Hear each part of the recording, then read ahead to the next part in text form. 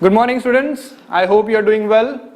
So the winter is coming, and by winter I mean like there is winter in Game of Thrones. It is like examination for them, and by winter I mean preliminary examinations of Union Public Service Commission, that is UPSC, or commonly known as Civil Services Examination. Okay, so it is similar to winter because yes, we have to be prepared, we have to work hard for the winters or the preliminary examination.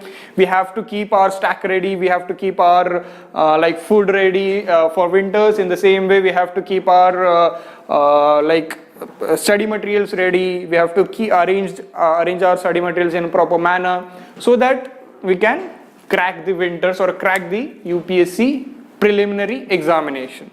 Okay, and by the way, my name is Harshad Kulkarni and I'll be teaching modern Indian history to you guys. Okay, and in modern Indian history, in today's lecture, we'll be starting with Revolt of 1857. Okay, so after Revolt of 1857, we'll be moving on to India's struggle for freedom, different kind of nationalistic movements which took place in India. So basically, we'll be starting with Revolt of 1857. So open your new copies or new notebooks or whatever like iPad or whatever you are writing it in, and give the topic modern Indian history. Give the topic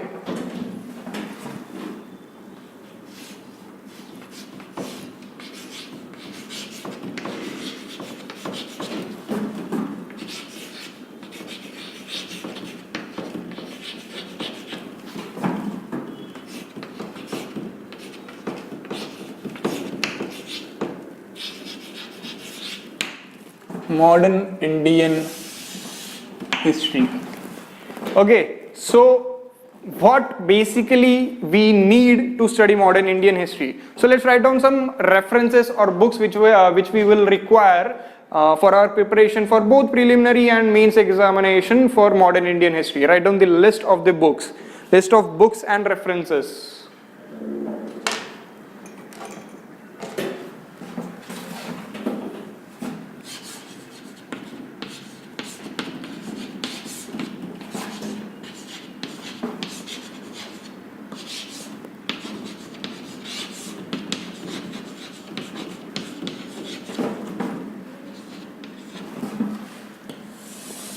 List of books and references. Your first and the most important reference would be History of Modern India.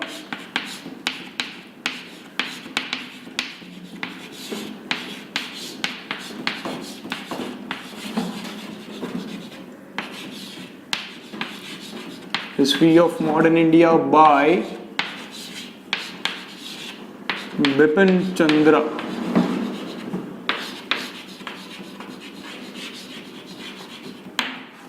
Most of the students rely on this single book for modern Indian history, and at times it is enough, but if you want to go into much more details which preliminary examination requires, like too much factual data, too much of concepts to know, so in that case you can move for the next book, which is India's Struggle for Independence.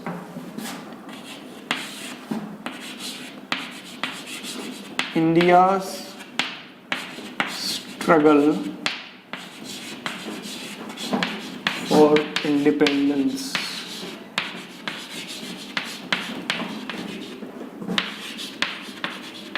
This book is also written by Bipin Chandra along with other writers, Bipin Chandra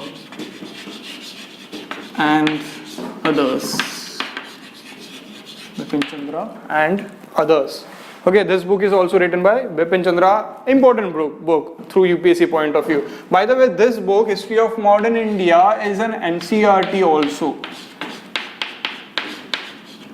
Okay, it is a class 12th NCERT of for modern India. Okay, exactly same content you'll be able to see in both the NCERT of class 12th and the Bipin Chandra, the reference book.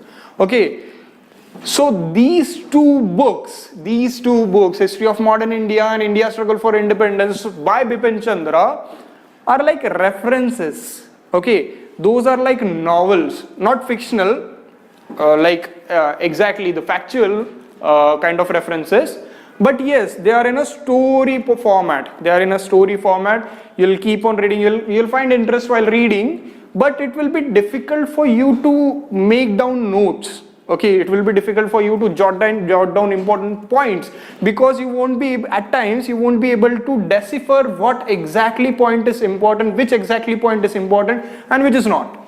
Okay, in that case you can go for the next book, that, which is Modern Indian History.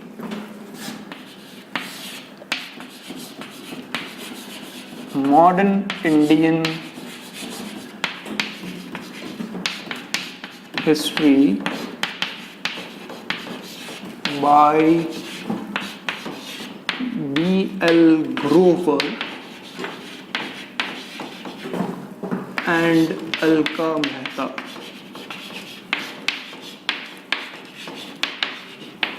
Modern Indian History by B.L. Grover and Alka Mehta. This book specifically is designed through UPSC point of view. Like, you'll be able to see a proper format, like it begins with Revolt of 1850. In fact, it begins with European penetration in India, then Battle of Plassey, Battle of Buxar. Okay, later on how the policies of British led to the Revolt of 1857, then the Revolt of 1857, then the nationalistic struggle, or India's struggle for Swaraj, the initial phase, which was moderates. Then came the extremists. Moderates included Gopal Krishna Gokhale and Ranade and other like nationalistic leaders. Later on, the extremist part, which was led by mostly by Bal Gangadhar Tilak and other leaders. And then it moves on to the second struggle, which was led by Mahatma Gandhi. And finally, the freedom movement, or the most important freedom struggle, ranging from 1920s to 1947. Okay, and this book, B.L. Grover and Alka Mehta's India's Modern Indian History, deals with it in detail, like every point format. It is specifically designed for UPSC. That's all. Whereas these two books are or at times may not be designed through UPSC point of view. Okay, it could be read by a common person also. So like I told, it is difficult to jot down the points through these two books, whereas in this book, in the third one, already we get points, or let us say there are questions designed accordingly. There are some previous year questions also. So this book is quite helpful. I would suggest you to buy this one. Okay.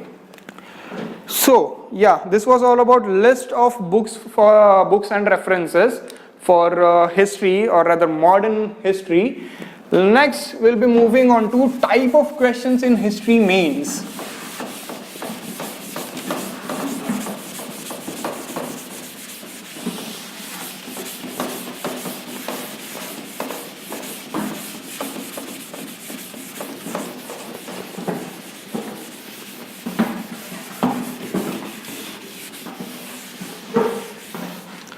Type of questions or question types.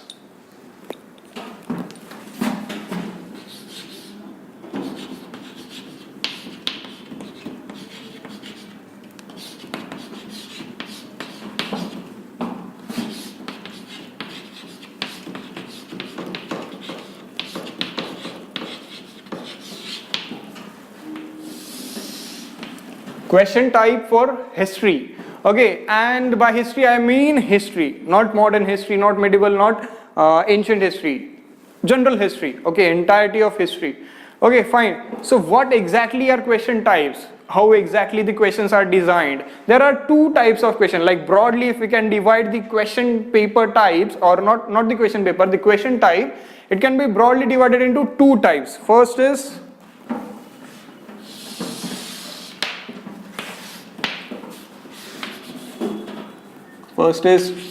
statement based,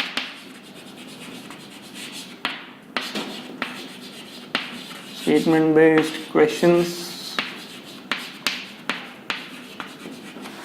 and the second is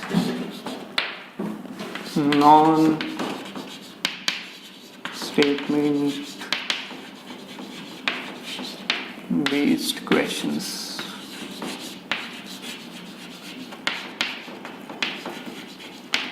Statement based questions and non-statement based questions. Now the question arises, what exactly are statement based questions and what exactly are non-statement based questions? So rather than me explaining it to you, let's quickly write down the examples of statement and non-statement based questions. First example of statement based question. Write down the example of statement based question.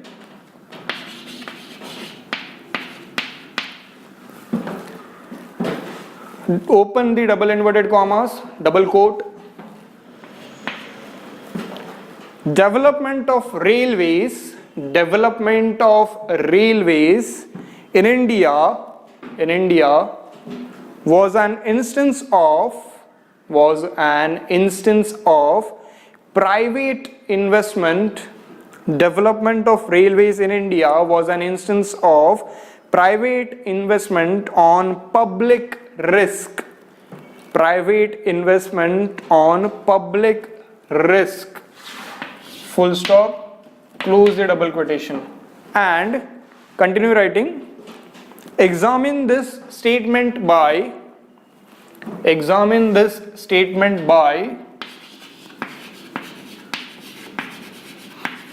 Sabyasachi Mukherjee.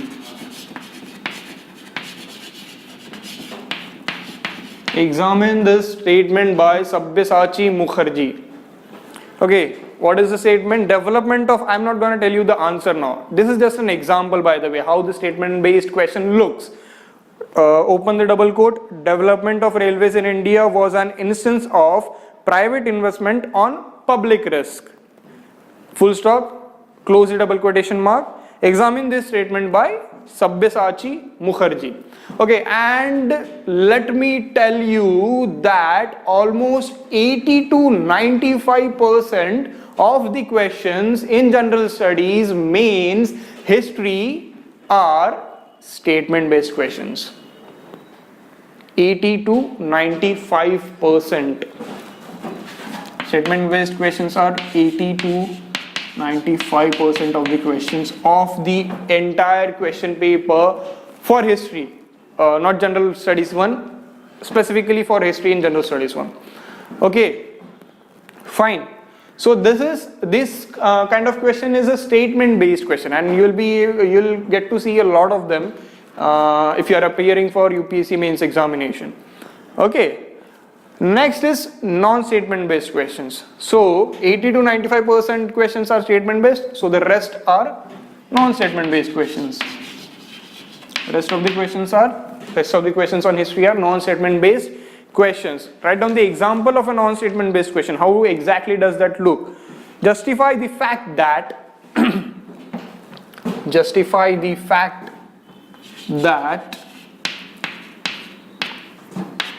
Jawaharlal Nehru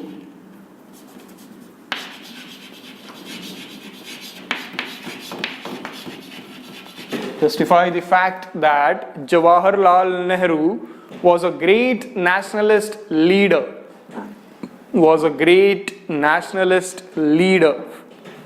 Justify the fact that Jawaharlal Nehru was a great nationalist leader. Okay, this is a normal, simple, non-statement based question. You have to justify the fact that Jawaharlal Nehru was a great nationalistic leader. Start with the introduction of Jawaharlal Nehru, introduce Jawaharlal Nehru. Okay, and then the points which would suggest or which would justify the point or the fact that Jawaharlal Nehru was a great nationalistic leader. Okay, all his freedom movement struggles, or his contribution for the development of India, or his contribution towards the economic policies, socio-cultural policies of India, all those like in proper point format. If you want to write it in paragraph format, welcome, but make sure all the points are strong enough to support your answer. Okay, so this was basically a non-statement based question. Understood? Any doubt in this? Okay. So after this, we'll be moving on to the actual topic or the actual purpose of today's lecture, which is Revolt of 1857. Revolt of 1857.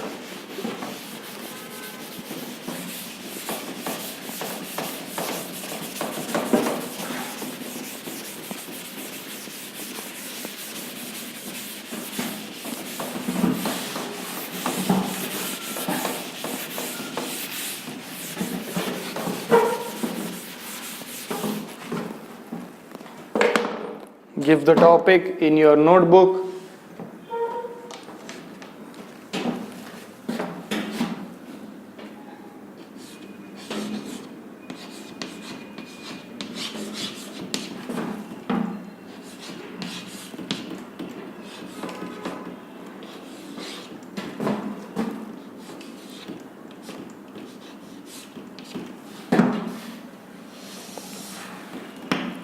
Revolt of 1857.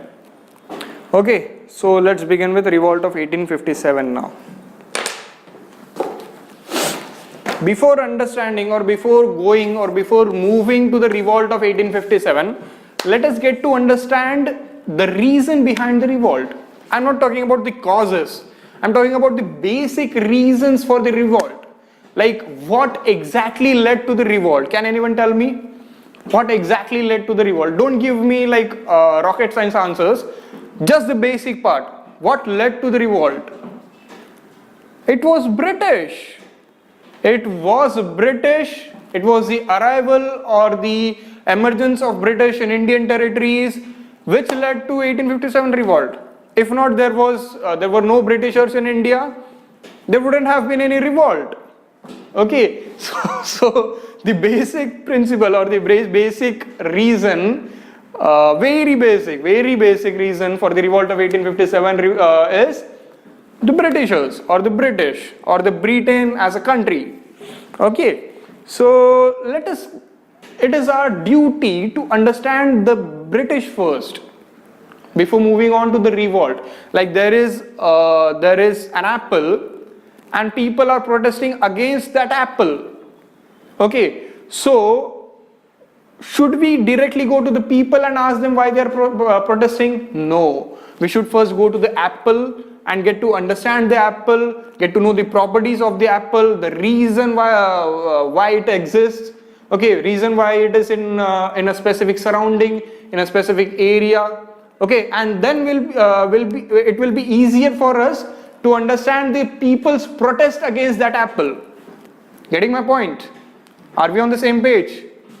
Okay, chalo then. Let us get to understand the Britishers first. Let us start with the tripod. Let us start with the tripod.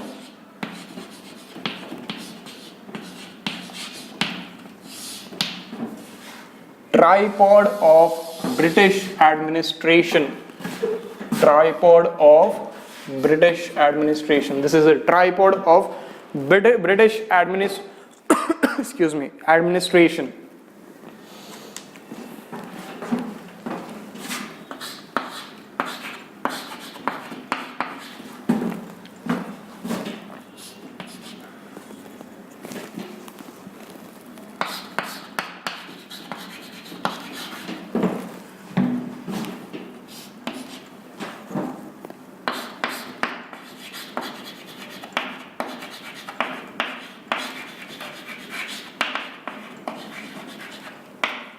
Police, army, and administration. These three were the tripods of British administration. These three were the pillars of British administration because of which Britishers could rule India for such a long period.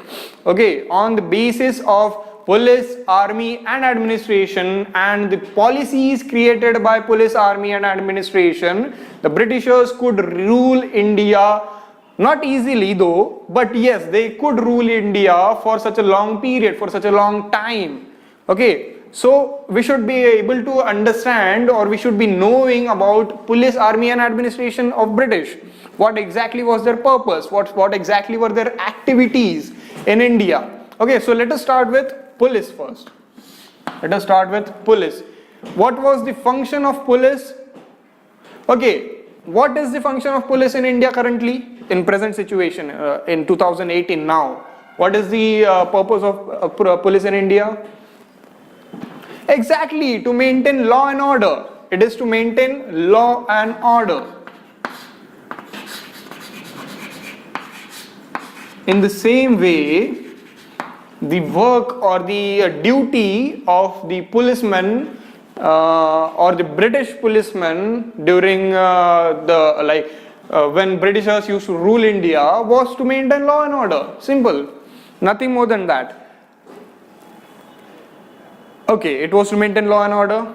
Easy to understand. Every policeman, it's a duty of every policeman to maintain the law and order in India. Okay, British policemen also used to do the same. But, and I say but in double quotation, but the law and order maintained by British police was specific to only and only Europeans, was specific to only and only Britishers, to be precise. I'll explain, wait. Now, there is a theft. There is a theft in a house, okay, and that house belongs to an Indian. That Indian or that person, the owner of that house, goes to the police station, files an FIR. Okay, he wants to file an FIR that there was a theft at my place and a specific thing or let us say jewelry are being stolen. So he wants to file an FIR. In today's scenario, what would police do? They would write an FIR. I'm not sure, I'm not talking that they will crack the case or not, but yes, they will at least file an FIR. Whereas in British India, or rather let us say before 1857 to be precise, the police would not file an FIR. They would never file an FIR. Whereas the same theft happens in the house of an European, in the house of a Britisher. He goes to the police station to file an FIR. The first thing they'll do is file an FIR. They'll crack the case. They'll find the thief and punish him. Okay, so which shows that the police was only specific to the Europeans or the Britishers, not to the Indians. Okay, Indians were not the priorities for the police. Okay, there was law and order maintained, but only for the Europeans, not for the British, not for the Indians. Okay, so this was all about police. Next pillar is army. Let us write about army. What was the purpose of the army? First ever purpose was, of course, conquest. What is the purpose of the army basically in every country or every kingdom or every, let us say, area or land? To conquest. Yes, many a times it is for defense, like to stop others from conquesting your land or area. But the army of Europe or let us say the army of Britishers was for conquest. You can see the example, you can see the the examples of these conquests in various battles fought by Britishers. Whether it is Battle of Plassey, whether it is Battle of Buxar, or let us say Anglo-French War, or in various other, let us say, world wars also. Okay, so it was for the conquest. Okay, second is foreign policy and relations.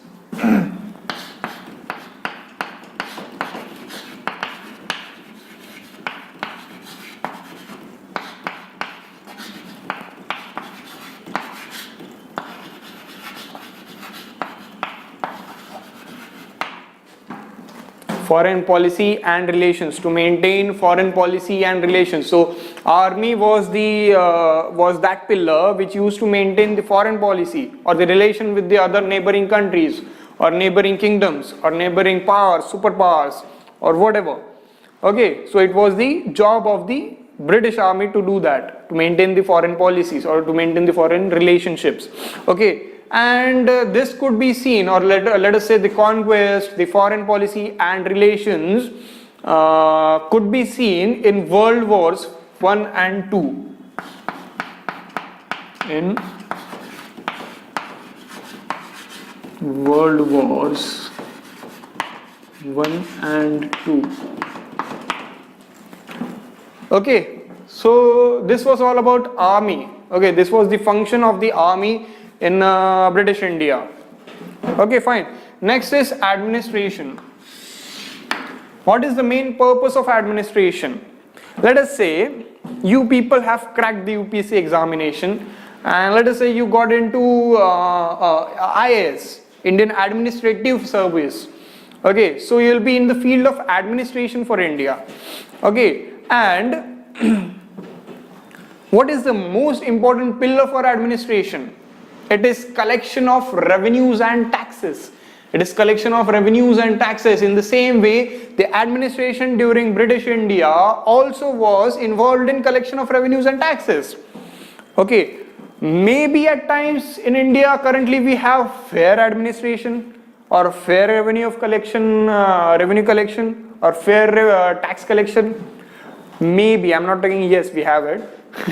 Maybe at times we have, but was that really fair during British India? No, it wasn't.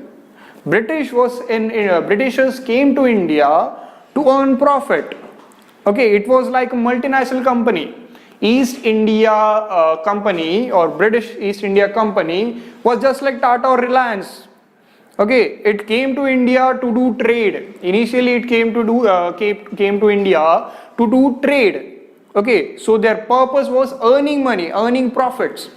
Okay, to collect more and more profit from that particular state or from that particular area where they are involved in any kind of trade or business.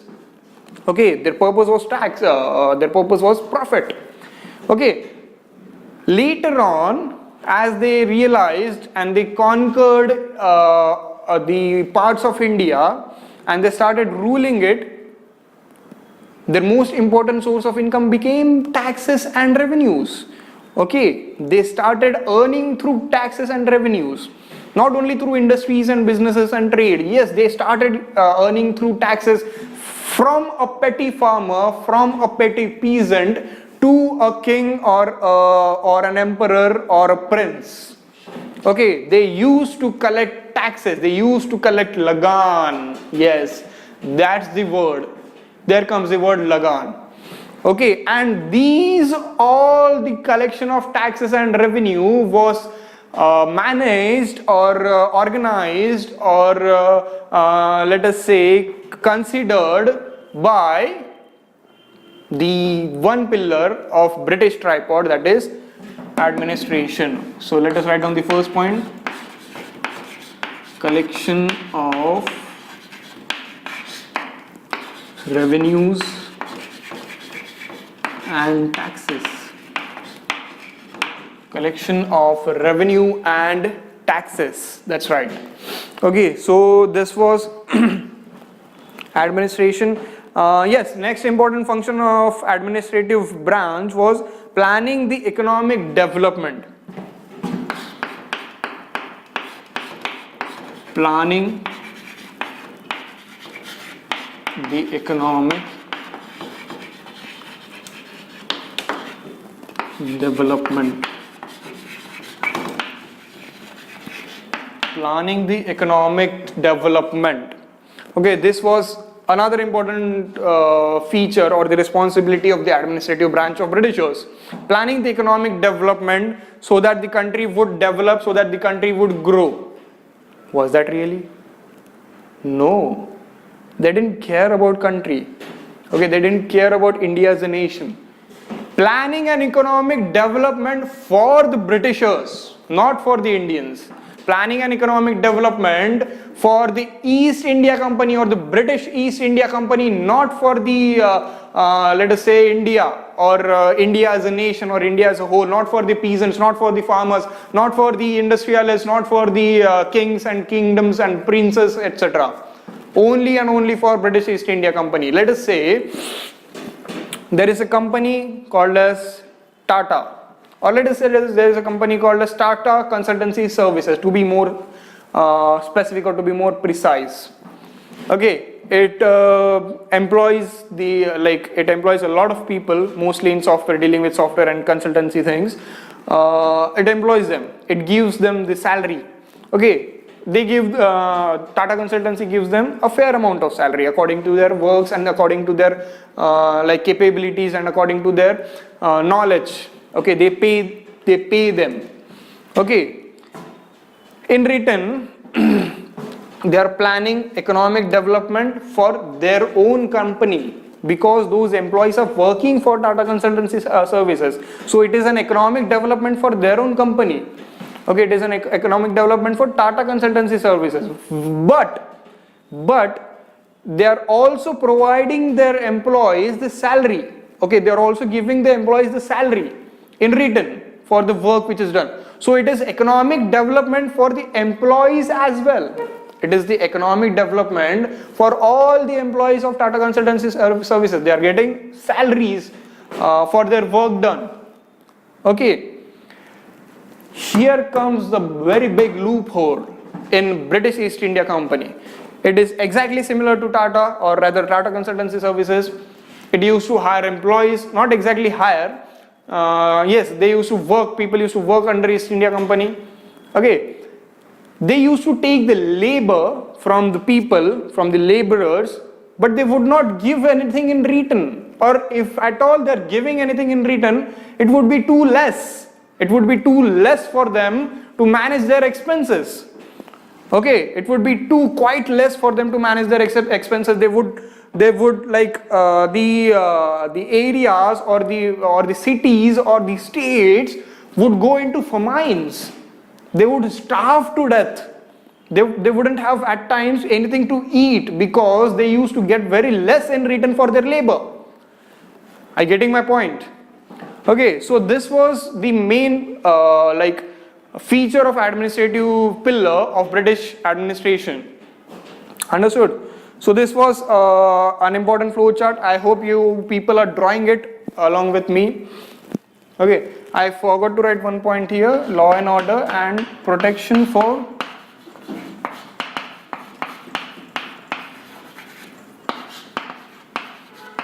Europeans. Protection for Europeans. So this is a tripod of British administration. After tripod, we have socio-cultural policy of British. For this we have socio-cultural policy of British.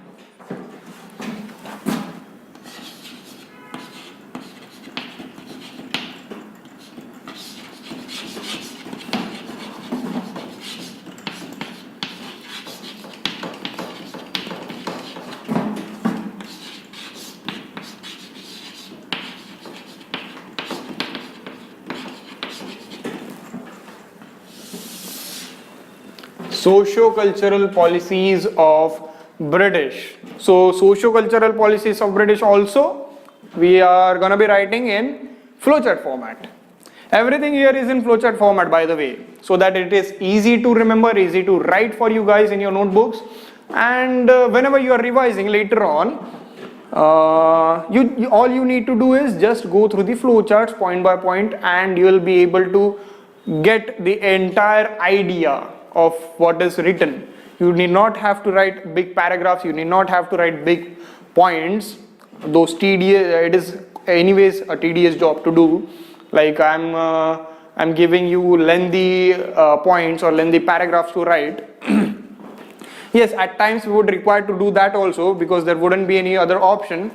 But as long as like the policies, or let us say some important movements are concerned, yes, we can write it in flowchart format.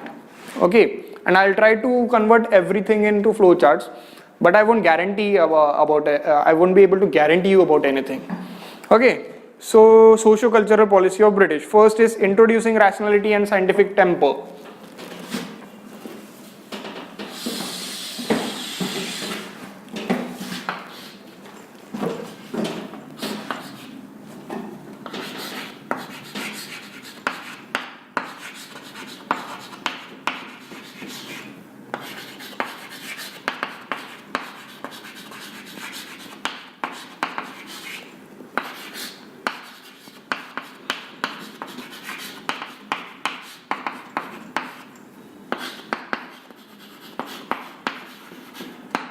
introducing rationality and scientific temper. What exactly is rationality? Rationality, by the way, is opposite to being radical. Okay, radical means how do I explain? Yes, radical means there is a particular cult, or there is a particular creed, or there is a particular faith. Okay, and being loyal to that faith or creed is being radical. Which means that the person like I am following that particular creed or that particular faith. This means that I am following it without any reason. Yes, at times I may have my reasons, but my ancestors or my parents have told me that yes, this particular cult or this particular creed is good enough to be followed. So if that is the reason for me to follow, I am being a radical person. I am not thinking rationally. A rational person would ask questions. It would ask, why do I need to follow you? Why do I need to follow this creed? Why do I need to follow this faith? Why do I need to do that? A rational person would do that. It would ask questions to his parents. He would ask questions to his parents. He would ask questions to the surrounding. He would ask questions to the society. He will ask what are they, everything. All he'll do is ask questions. Whereas a radical person wouldn't. A radical person would follow it just because the ancestors have told, the ancestors are following, the parents were following, so I will also follow it. So this is the thinking of a radical person. Okay, whereas the rational person would ask questions. In India, we hardly had any rational behavior. Okay, it had been like since the Vedic traditions or since the Vedic period, we had been following certain traditions which we are still continuing, which we were still continuing to follow without any logic, without any questioning. Okay, one of the examples is Sati system. In Sati system, if a husband dies, the wife of that person, of that man, will have to jump into the fire or the funeral of the person, or the pyre of the person who died, of the man who died. Okay, is there any logic in this? No, there is no logic in this. But this tradition had been carried out from very long period, and people tend to follow it. Okay, people were following it until the British introduced the rationality in India. Like, think why you are doing this. What is the logic behind this? Like you are killing another person for the death of some another person. Okay, that too brutally, that too excuse me, that too quite brutally. Okay, so it is totally illogical thing to do, which was introduced by Britishers in India, introducing rationality. Next important thing was scientific temper. This is a bit controversial to say that India didn't have any scientific temper. But yes, during the period when Britishers came to India, there wasn't any scientific temper. We have had the examples of scientific developments in India way before like other people or the other countries would develop, or other areas in this entire world or in this entire earth could generate or develop. We had those techniques, we had those ideas. Okay, we had scientific temper in India. We had astrology, we had like geography, we had all the fields of science. In fact, we had biology, we had there used to be plastic surgery in India.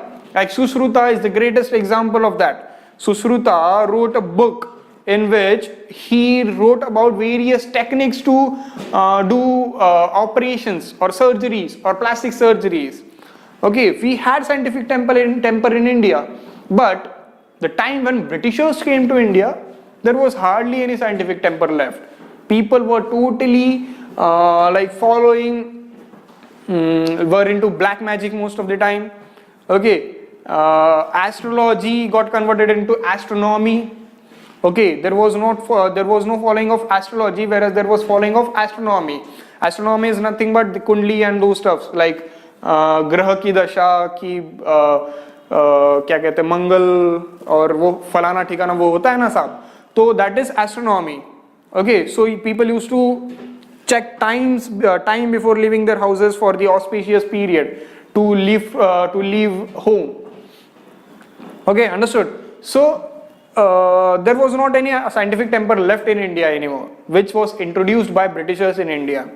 Okay, next is supported the socio-cultural reforms. They supported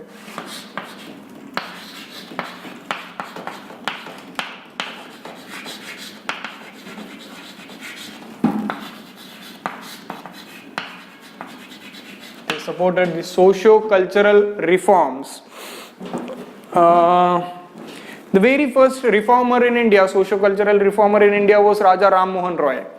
And there were many other reformers in India which came after Raja Ram Mohan Roy, like Swami Dayanand Saraswati and all.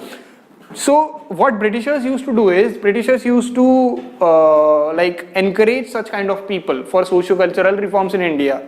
Okay, so that there could be scientific temper introduced in India, so that there could be rationality introduced in India. Okay, so that there could be humanism introduced in India. Okay, there was in fact also very less humanism in India. Like this is also a controversial statement to say, but yes, Indians mostly used to fight amongst themselves. Okay, there were not a union like we are today. We are a union of countries. Yes, we have clashes amongst ourselves, but at the end of the day, we have the feeling that yes, we are a country, we are a nation, we are India.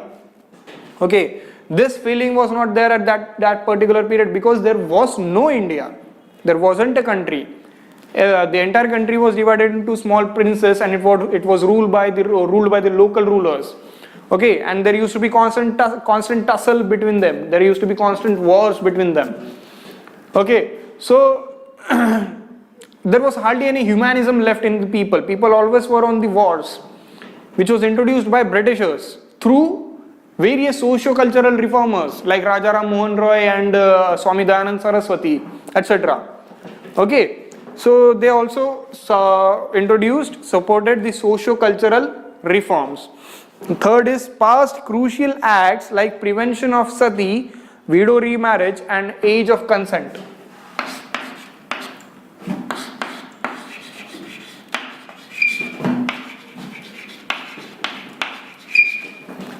Passed crucial acts like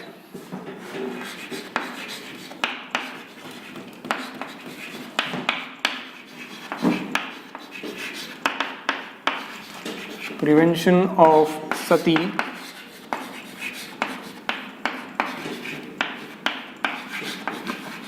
widow remarriage,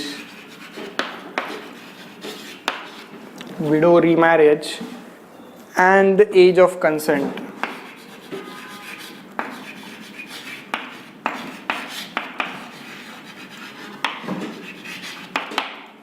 Widow remarriage and age of consent. Okay, what Britishers did is passing of crucial acts like prevention of sati. They abolished sati completely. Then widow remarriages. There were no remarriages in India if a lady is a widow.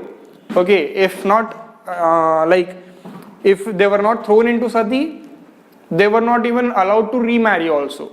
Okay, if the woman of a deceased man is a widow. Okay, so if she is young and youthful, she should be allowed to remarriage. She should be allowed to live her life fully. But she wasn't in Indian culture. Okay, there was no widow remarriage, which Britishers passed through an act, which Britishers promoted through an act. Okay, next is age of consent. The age of consent, the minimum age for the marriage, okay, for wedding. They also passed an act for the age of consent also. So this was all about socio-cultural policies of Britishers. I hope you are writing it simultaneously, not too much to write anyways.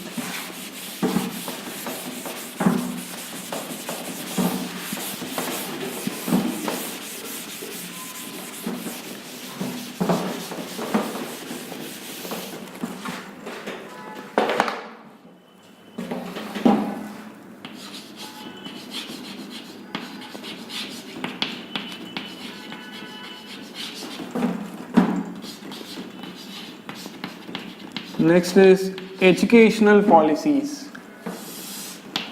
Educational policies of British.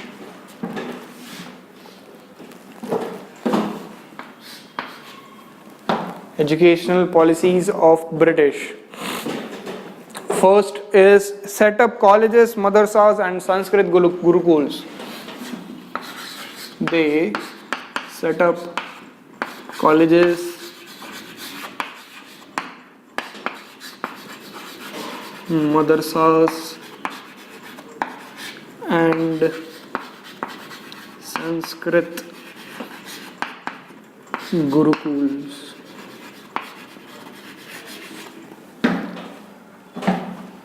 They set up colleges, madrasas and Sanskrit gurukuls in India.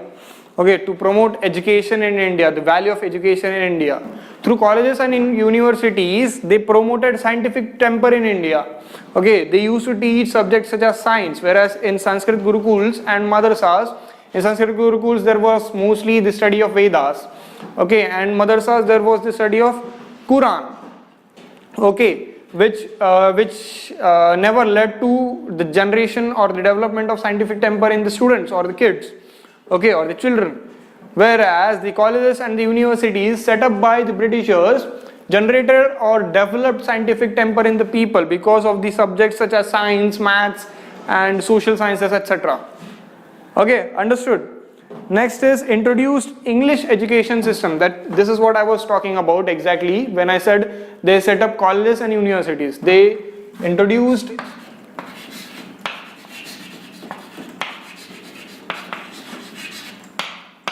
English education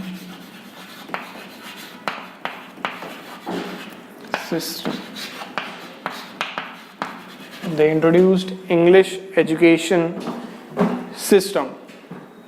Okay, understood. Next is took us towards higher education of forming universities.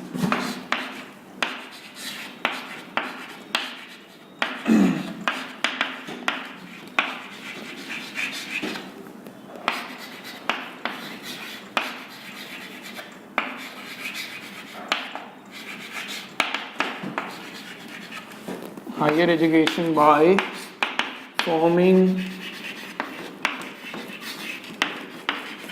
universities. By forming universities. Okay, so this was all about educational policies of British. Next is economic policies of British. Wrote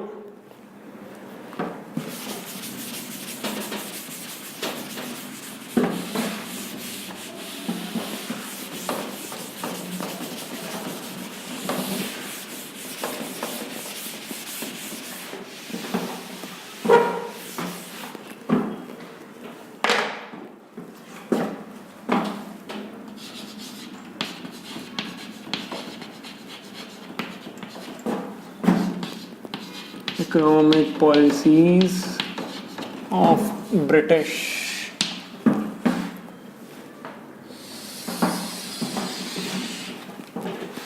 What were the economic policies of British? Let us get to know. Excuse me. First was policy of drain of wealth. Policy of drain of wealth. Policy of drain of wealth. How exactly this worked? How exactly the policy of drain of wealth worked? what Britishers used to do, that there were in India, by the way, in India there were small and petty industries, mostly handicraft industries, okay, people used to manufacture goods through their hands. There was no use of machineries. Whereas in Europe, or rather let us say whereas in Britain, there was industrial revolution going on.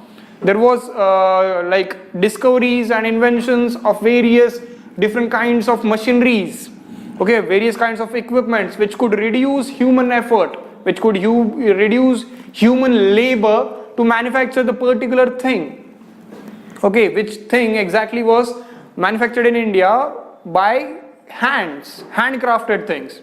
Okay, so Britishers needed materials for their industries. Britishers needed materials, or rather let us say raw materials for the industries or factories which they have set up in Britain, okay, through the gradual development of industrial revolution in Britain. Okay, so what Britishers used to do is take the raw materials from India, transport it to Britain, convert the raw materials into goods and sell those goods back to India at higher rates. Okay, this, my dear friend, is drain of wealth. This exactly is drain of wealth. This exactly is how functions the drain of wealth. Like, people are giving their heart and soul to create a raw material, to generate a raw material.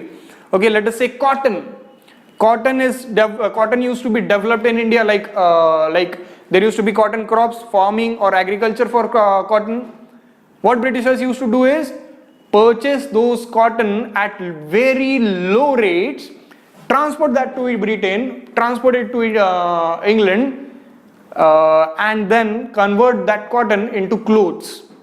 Okay, they used to convert that cotton into clothes and sell or transport back to India and sell it at higher prices in India. Okay, this exactly is how drain of wealth works. Understood? So this is one of the pillars of economic policies of Britishers. So this drain of wealth led to breaking of traditional economic fabric in India. This broke the traditional economic fabric in India. The traditional economic fabric in India was handicraft industries. Okay, we used to create materials or goods through hands. There was no use of machineries. So this economic fabric in India got broken because of this policy, this particular drain of wealth policy of Britishers. Understood? So our next pillar would be broke traditional economic fabric in India.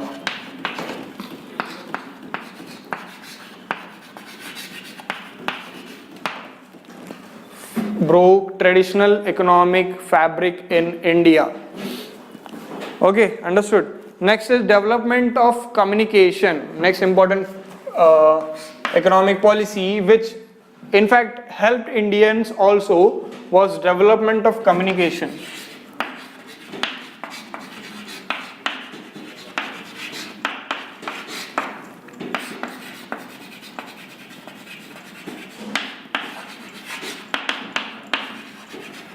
Development of communication and transportation as well.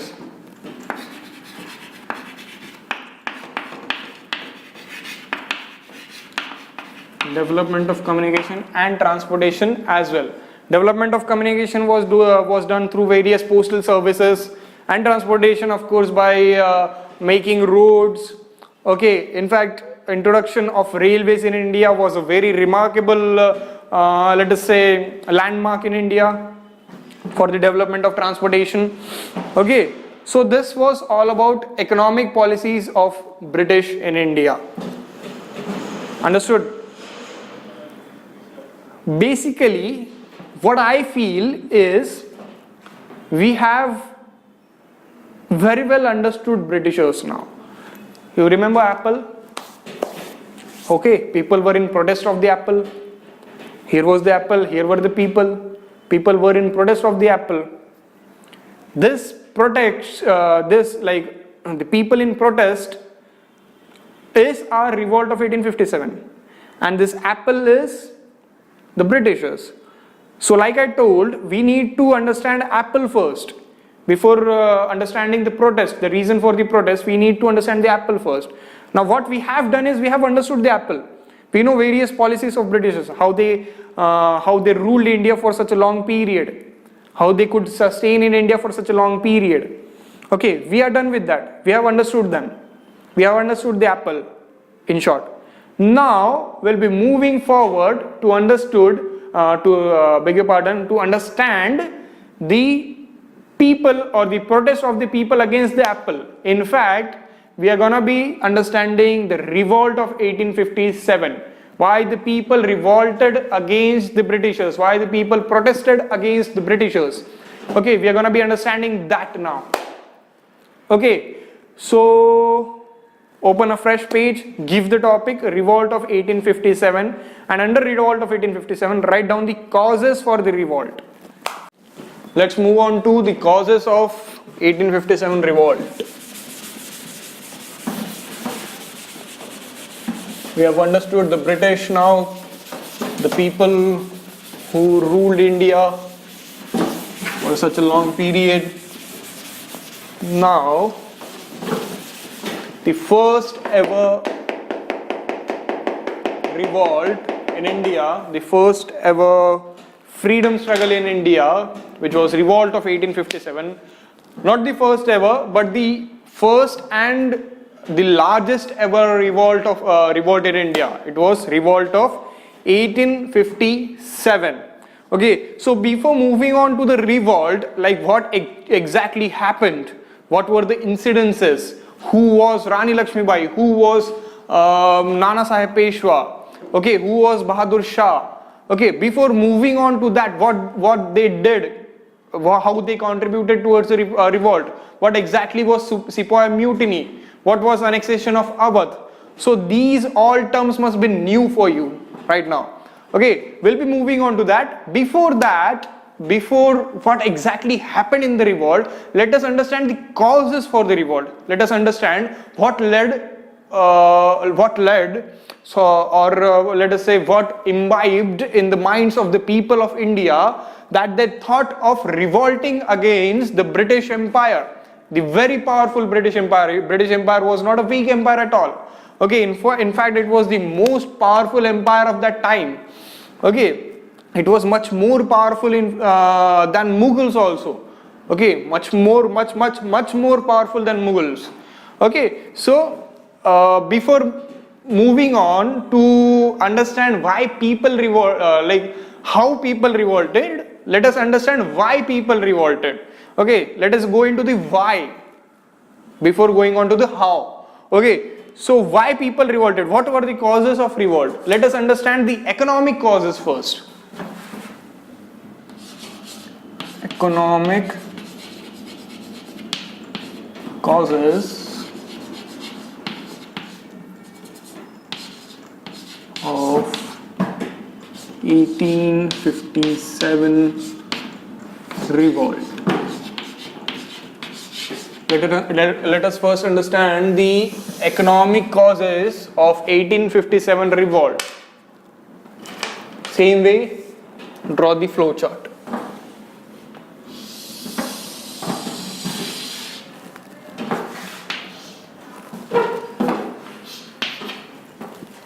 The first is destruction of traditional economic fabric. I have told about this point before also, earlier also. I'll explain it once again. Destruction of traditional economic fabric. Destruction of traditional economic fabric. How exactly this happened? As I've told earlier also, Indians were involved in handicrafts. Okay, they used to make products by their hands and sell it in the market, such as potteries or toys or let us say clothes to wear. Okay, and different materials or different household materials or things which are used for on daily basis. Okay, for daily use. Okay, so people used to manufacture them by their own hands using their own labor and sell it into market. Okay, after the arrival of Britishers, what happened is people were just asked to make the raw materials. Okay, they were just asked to make the raw materials. Britishers used to take those raw materials, go back to their own country, which is Britain, manufacture the product from the raw materials, okay, manufacture the actual product and sell it back into Indian markets at higher rates. Okay, because of this activity of Britishers, what happened is there was destruction of traditional economic fabric. Okay, there was destruction of the way people used to buy and sell goods in the market. Okay, it was the destruction of the methods. It was the destruction of the methodology. Okay, it was the destruction of the process through which the money used to flow in the market. Okay, it was not flowing anymore according to their traditions, according to earlier traditions. Okay, it was something new for the people and people were not able to sustain with that. Okay, people had to give a lot, people had to spend a lot of money to buy a specific product for which they only have given the raw materials. Okay, now for example, there is a shirt, okay, and a person wants to buy that shirt. Okay, and he is a farmer and he cultivates cotton in his farms. Okay, he cultivates cotton in his farms. So he has given the raw material for the manufacture of this shirt, which he's gonna buy now. Okay. When he was selling the raw materials, he did not get the minimum selling price. Okay, he went into loss, and when he went to buy that shirt, he had to pay a hefty amount for purchasing that particular shirt, which was too difficult for him to buy. Okay, it was out of his pocket, totally out of his pocket. Okay, so in this way, there was destruction of traditional economic fabric. So this is one of the economic causes for the revolt of 1857. Okay, this also led to the revolt of 1857. This imbibed the idea of revolt against the British power in the Indian minds. Okay, this was one of the causes. Next is exorbitant land revenue and existence of zamindari system. Exorbitant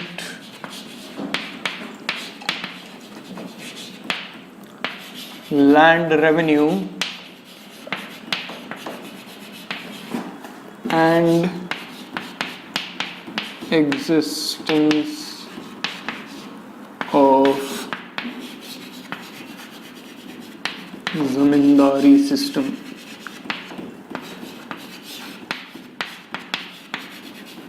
Exorbitant land revenue. You all must have watched the movie Lagan.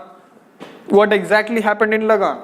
People were asked to pay the Lagan. Lagan means a type of tax which they had to pay on their cultivation, on their produce, on their total produce, okay, in their farms.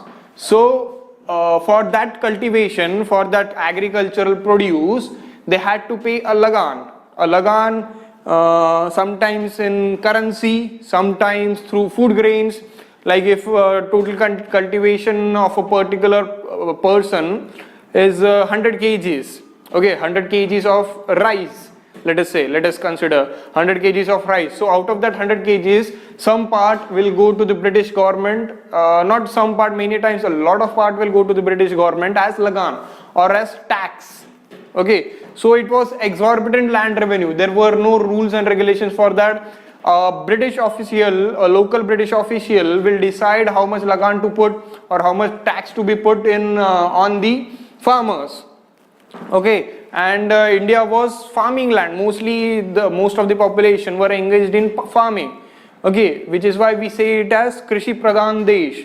Okay, we call it as Krishi Pradhan Desh. So most of the population in India was involved in farming activities. Okay, people used to earn through farmings. Okay, so the most important activity through which people are earning has been cut off from them. Okay, most of the part is taken away by the Britishers now. Okay, so this also led to the revolt. This also like people started like imbibed an idea of hatred against Britishers. Okay, people started imbibing the idea or the value of hatred or hostility against the Britishers. Okay, so this also led to revolt, which happened in 1857. Next is zamindari system. Existence of zamindari system. In zamindari system, what used to happen is the most of the lands in a specific area or in a specific village or in a specific town was to be earned by or owned by one person. He was called as the zamindar of that village. Okay, he was known as the zamindar of that village, and most of the land used to be under the ownership of that particular person, and all the other people used to work as peasants in those farms of that person. Okay, they used to work as peasants. Okay, they used to get the daily wages for their labor.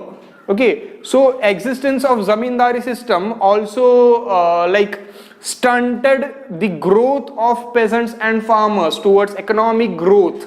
Okay, it was stunted to a quite extent. They were not able to earn enough. They were not able to earn enough to sustain their family, to fulfill their desires, to not only desires, their basic necessities, to fulfill their basic necessities. It was difficult for them. Okay, so this also imbibed the value of hatred or hostility against the British rule.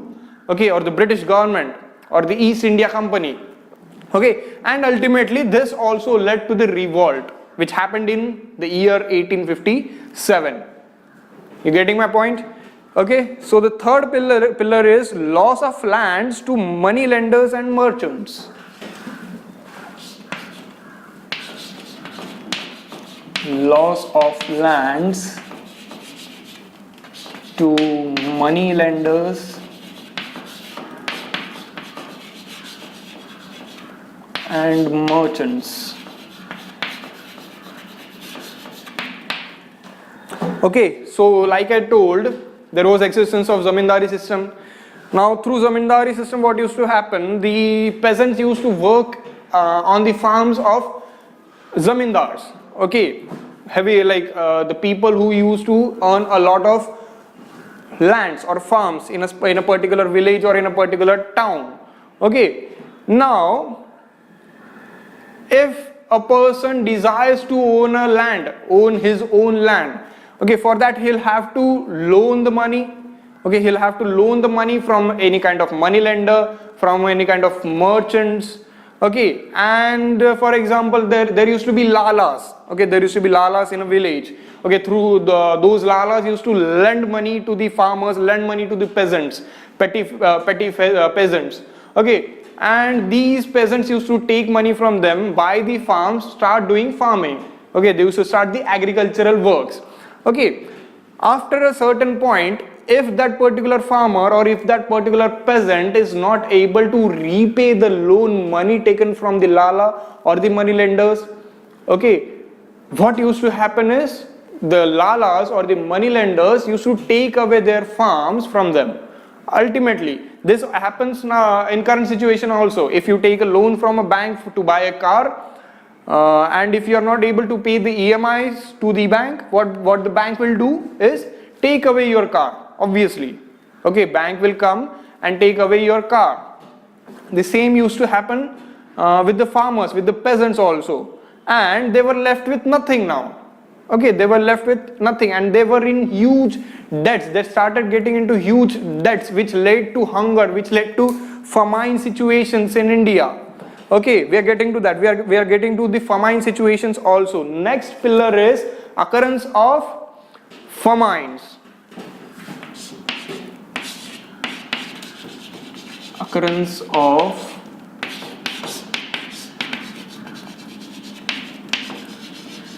Occurrence of famines. The Great Bengal famine of 1770 is the worst example of the occurrence of famine. What happened in Bengal in 1770 is, Bengal as in not only the West Bengal or the current West Bengal, when I say Bengal, during that era, during 1770, the Bengal comprised of Bihar, the West Bengal region, the Jharkhand region, in fact the Odisha, somewhat area of Odisha also, in fact the Bangladesh also, which was later known as East Pakistan, and then the name was changed to Bangladesh. Okay, that entire area was Bengal. It was so huge that it was almost to the size of India. Okay, it was almost to the size of current India. Okay, so there was famine situation, and famine means hunger. Okay, like starvation, people did not have food to eat. Okay, the famine situation in Bengal, it is known as Great Bengal famine of 1770, was so vulnerable, so bad that Warren Hastings, the then Governor General of India, Warren Hastings, recorded 1/3 deaths of the total population, which means of the total population in Bengal, almost 1/3 people died in that famine. Almost 1/3 people died of hunger, died of starvation in that famine. It was so horrible, so vulnerable famine, and which is why it is known as the Great Bengal famine of 1770. You're getting my point? Okay, so obviously if you're not getting food, if you're gonna ultimately die, what is the option left with you? You will revolt against the government, you will fight against the government. If not, if you are not fighting against the government, ultimately you're gonna die. Ultimately you're gonna die of starvation, you're gonna die of hunger. So better let me fight against the government, revolt against the government, and fight for my rights. If I die, no problem, because anyways I'm gonna die. Okay, there is no option, there is no other way left, there is no alternative left for me. Okay, so this also occurrence of famine in 1770 was also later on, not only 1770, but later on also, like eventually there were many famines which were recurring, which were constantly recurring. Okay, may not be as huge as the Great Bengal famine of 1770, but yes, there were recurring famines almost in every decade. Okay, so this also led to the revolt of 1857, which we are seeing right now. Okay, so this is also an important pillar. Occurrence of famine in 1770 is also an important pillar for the economic causes for the revolt. Okay, and the final pillar is loss of jobs by artisans, peasants and handicraftsmen.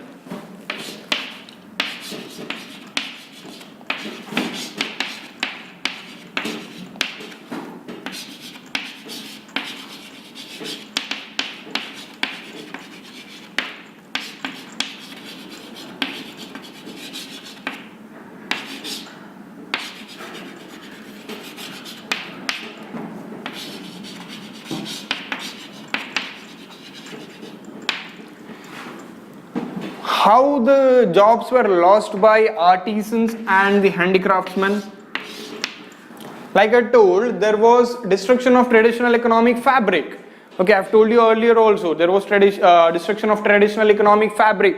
Like India was merely a raw material supplier and nothing more than that. Okay, India was merely left to the supplying of raw materials.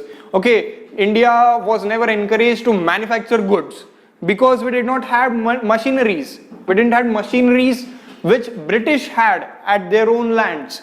Okay, so what Britishers used to do is take the raw materials, transport them to England, and manufacture goods or products and sell them back to India at higher rates. Okay, so in this case, the handicraftsmen who used to, like the potters who used to make the potteries or the clothes making.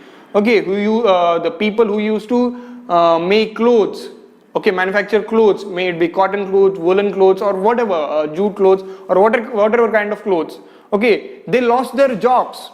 Why they lost their jobs? Because the Britishers themselves used to sell their own goods and they would not permit any such kind of activities, any kind of manufacturing in India. Okay, and if at all you're manufacturing the goods and products, they were not allowed to sell it in the market. Okay, which ultimately led to loss of jobs, loss of works to the artisans and handicraftsmen. In the same way, there was loss of jobs by peasants also. Peasants were left into heavy debts. Okay, so they had to pay huge debts to the money lenders or to the lalas, as I've told, merchants, as I've told before also. Okay, so because of which they had no work to do. Okay, they lost their farms. They have lost their own farms. Where would they work? They had no work to do. Okay, which ultimately led to the famine situation, occurrence of famine situation. Understood? You getting my point? So these were some of the important economic causes for the revolt of 1857. Next we will be looking into the religious causes of 1857 revolt. I hope you are clear with economic causes now. Let's move on to the religious causes.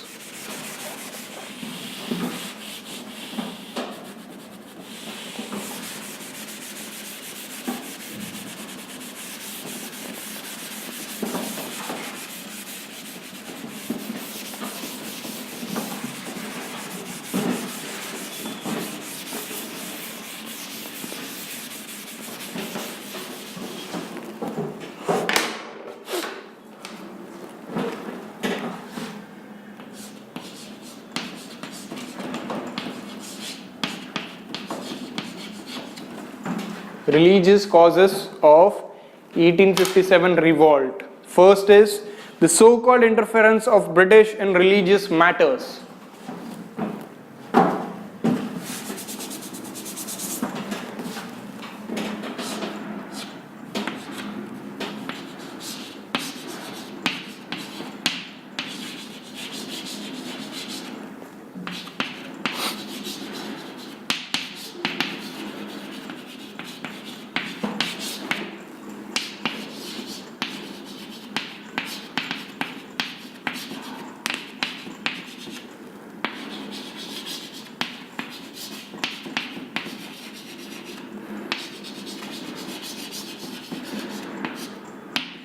So-called interference of British in religious matters. Okay, how the Britishers interfered in Indian religious matters? They used to openly preach against Hinduism. They used to openly preach against Islam. Okay, they used to preach their own religion, which was Christianity. There is a term called as white man's burden. And this particular term has led to colonization, imperialism, okay, and many more such terminologies which came into existence because of this term, which was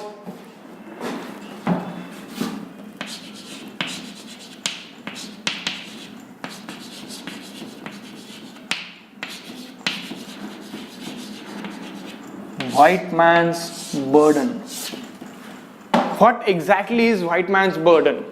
Okay, according to white man's burden, it is the duty of every white man, or rather every Christian person in this entire world, to preach Christianity, to make people aware about Christianity, to make people aware about Jesus Christ. Okay, to preach Christianity to the people, to the entire world. Okay, this is called as white man's burden. And based on this terminology or this phrase or this teaching, what white men did is, or rather what Britishers did is, they started conquering the world and preaching their own religion to the world, to the people of the world. Of course, the main reason was trade. And when they entered into countries through trade, or through various other businesses, or through various other give and takes, import exports, and they started capturing those countries, or rather ruling those countries, what they did is they started converting the people of those countries into Christianity. Okay, and they used to call it as white man's burden. They used to consider it as their own duty to convert the people of their people into Christianity, or rather to preach Christianity to the people, or to make people aware about the existence of Christianity or existence of Jesus Christ. Okay, so they used to call it as white man's burden. Okay, and this in a way led to interference of British in religious matters. Okay, there used to be forceful conversions. Okay, at times there used to be forceful conversions from Hinduism to Christianity, from Islam to Christianity, which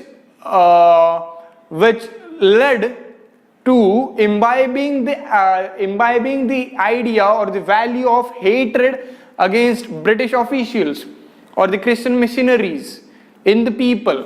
So this also led to the revolt of 1857. This also in a way led to the revolt of 1857. This was also one of the causes, but the religious causes for the revolt of 1857. Okay, next is proactive behavior of Christian missionaries.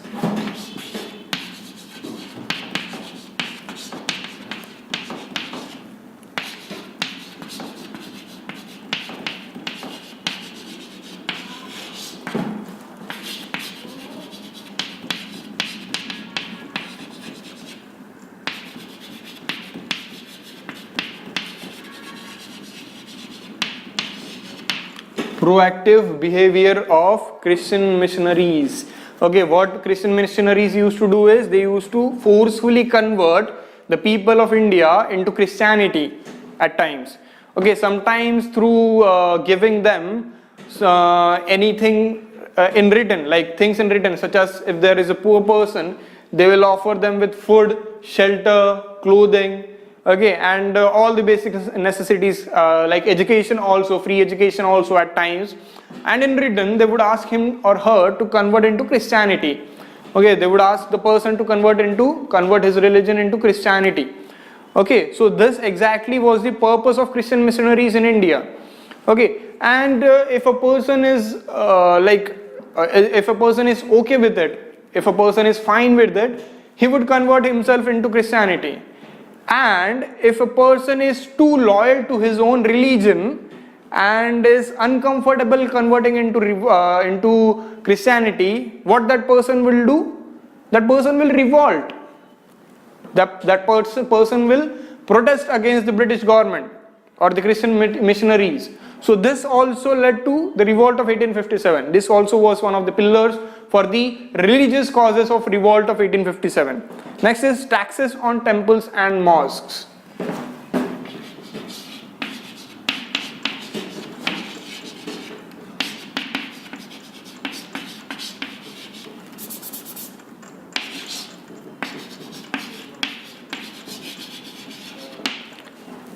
Taxes on temples and mosques. There used to be taxes on temples and mosques. If you want to construct a temple, or if you want to construct a mosque or a mausoleum, you'll have to pay taxes for that. Not only if you want to construct, but in fact the existing temples and mosques were also asked to pay taxes to the British government, because they were temples and mosques and not the churches. Churches were not asked. In fact, churches were built by Portuguese and later by French and Britishers, and churches were not asked to pay the taxes. Only the temples and mosques were asked to pay taxes. Understood? So these three are the important pillars or the important religious causes for the revolt of 1857. Clear so far? Okay, then let's move on to the social causes for the revolt. Let's move on to the social causes.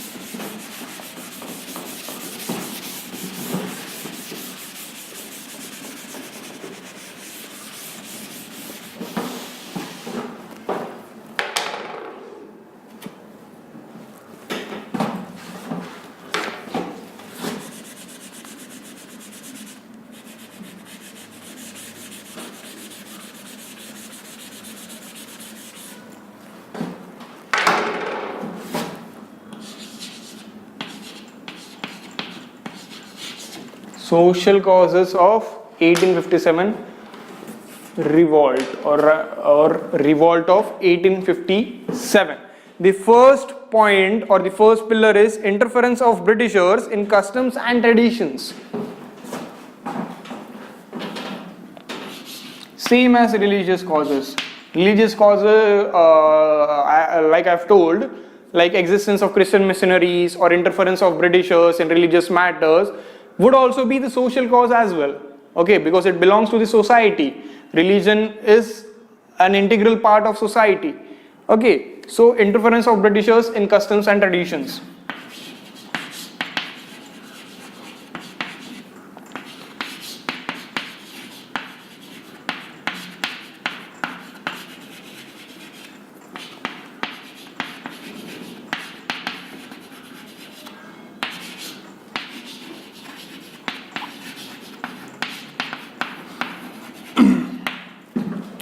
So while we were discussing the British policies, different types of like economic policies of British, socio-cultural policies of British, we came across abolition of sati.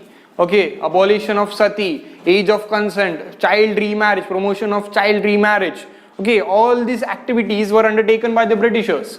Okay, so this was considered as the interference by the Britishers into Indian religious matters, into customs and traditions of India. Okay, and the orthodox people of India, the so-called orthodox people of India, may it be Hindus, may it be Muslims, they used to feel offended by these interference. Okay, they used to feel that we need not have to learn our customs and traditions from the Britishers. It is our ancestral customs and traditions which we are following, which we had been following from the Vedic period. Okay, and these orthodox people used to feel offended when Britishers used to like abolish sati. Britishers promoted widow remarriage. Britishers decided upon the age of consent for the marriage. Okay, and these people used to feel offended. Then there were organizations formed, then there were groups formed, and these groups did revolt against the Britishers. Okay, so this was also one of the causes, this was also one of the social causes for the revolt. Clear? Next is open criticism of Indian tradition by Europeans. There used to be open criticism. What these Christian missionaries used to do is, they used to criticize Indian traditions. They used to criticize sati system, they used to criticize child marriage, they used to criticize abolition of widow remarriage. Okay, so they used to do it openly.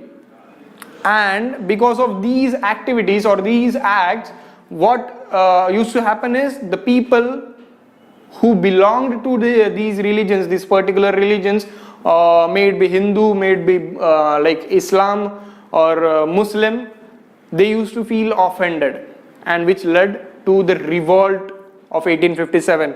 So our second point would be open criticism of Indian tradition by Europeans.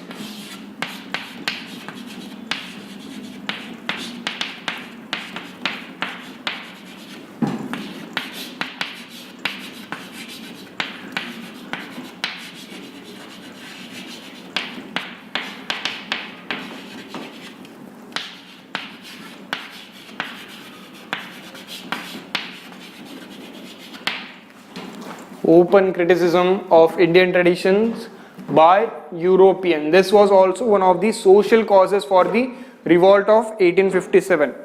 Okay, and the final is, of course, so-called interference in the caste system. So-called interference in the caste system. For Britishers, like you all know that there had been prevalence of caste system in India. Okay, we have 4 varnas, Brahmins, Kshatriya, Vaishya and Shudras. Okay, so there had been prevalence of caste system in India. Through Britishers' point of view, or if you look through Britishers' eyes, every varna or a person of people of every caste seemed similar to them. Okay, they were similar, they were only Indian for them. They were just Indians for them. There were no Brahmins, Vaishyas, Kshatriyas and Shudras for them. Okay, everyone was similar. According to Sir Syed Ahmad Khan once stated that even the Indians of higher ranks, may it be kings, emperors or princes, or may it be Brahmins, rich Brahmins or zamindars, even those people never mingled with the Britishers. Okay, even those people were not allowed to mingle with the Britishers. They were not allowed to go to the restaurants, the theaters which the Britishers used to go. Okay, so this also led to imbibing a feeling of hostility against the Britishers. Okay, so this is also an important pillar, so-called interference in the caste system. Britishers never followed the caste system in India. Okay, if they had followed the caste system in India, they would have befriended at least the higher sections of the societies, like the Brahmins and Kshatriyas. Okay, they would have befriended those kind of people at least. They would have mingled with such kind of people at least. But they did not bother to mingle with the higher officials or the people of higher ranks in India. Never they did that. Okay, so this was also one of the pillars for the revolt of 1857. Okay, there was anger in the people because Britishers started interfering in the caste system of India. Okay, they were not respecting the caste system, the Varna system in India in any way. Clear? So these three are the important, let us say, three important pillars of social causes of 1857 revolt. Last and final flowchart is, or last and final cause is administrative causes.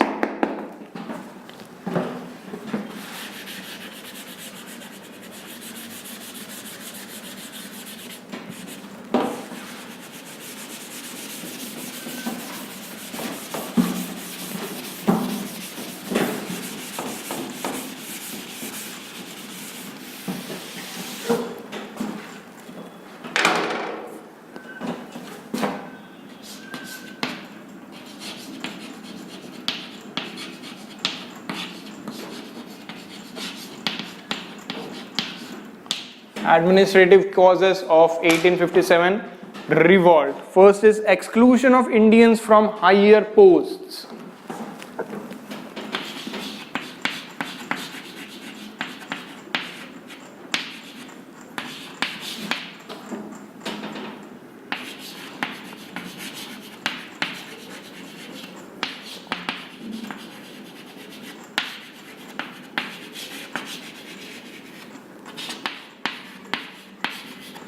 Exclusion of Indians from higher posts.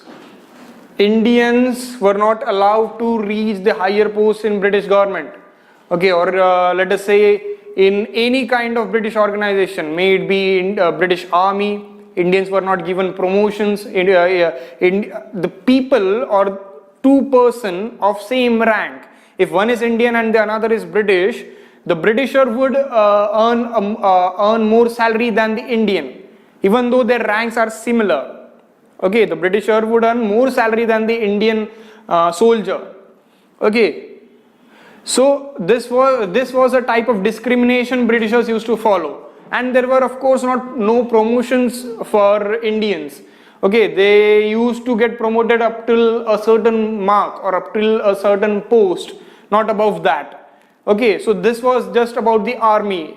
Apart from army, in fact, in judiciary also there were no promotions for the Britishers, for the Indians. There were no higher posts for the Indians. Okay, in the same way in the civil services as well, there were no civil services examination for Indians earlier, before the revolt in fact. Okay, Indians were not allowed to appear for the civil services examinations in the British government. So such kind of discrimination also led for the revolt of 1857. Like there was hatred. There was actual hatred into the minds and hearts of the people, which led. There was not a single cause which led to the revolt of 1857. There were multiple reasons which led to such a huge revolt, which led to such a huge mutiny, which led to such a huge protest against the government, the British government. Okay, so yes, exclusion of Indians from higher posts. Next is exclusion from judiciary. I told you just now, exclusion from judiciary. Exclusion from judiciary. Okay, I've told this also just now. Like Indians were not allowed to enter judiciary. If at all they were allowed, there was a limited growth in their posts and promotions. Okay, they were not allowed to go to a particular or a certain level. Okay, so there was, yes, of course, there was discrimination in judiciary as well. This also led to the revolt of 1857. This also led to the imbibing of hatred in the minds of the people. Third is bad treatment to Indians in administration.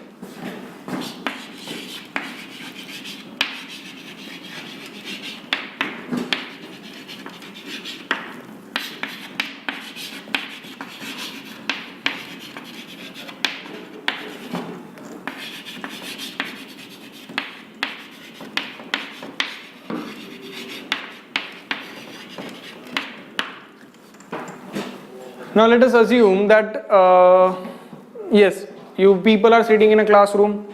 Okay, so out of out of all these people sitting in the classroom, you are the only one who is not allowed to mingle with the people. Okay, you all eat your lunches together, you all eat your do all the activities together, but everyone does like eat lunches together, but you are the only one who is not allowed to mingle with the people, who is not allowed to get into the group.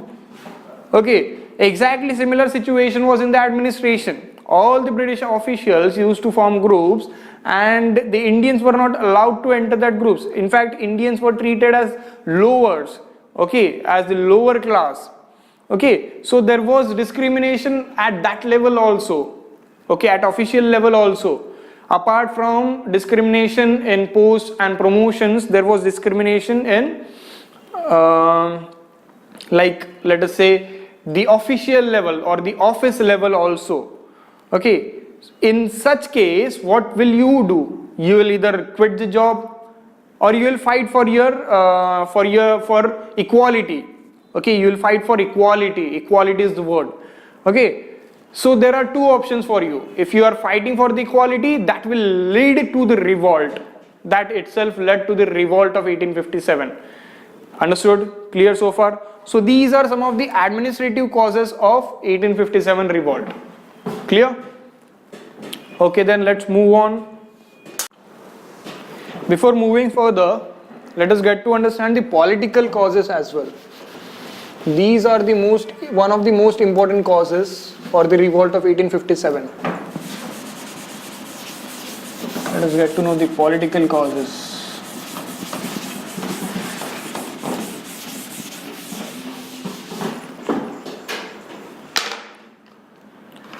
First political cause was doctrine of lapse.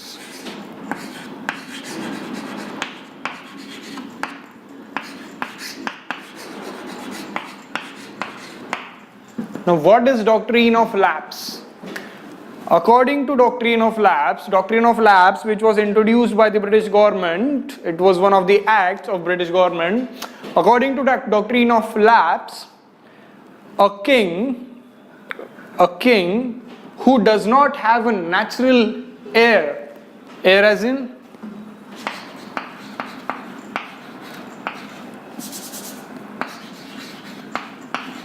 heir or son, who does not have a natural son, would lose his kingdom after the death of the king. Okay, like here is a king, okay, and he has all the three daughters. All the three are daughters. He does not have a son at all.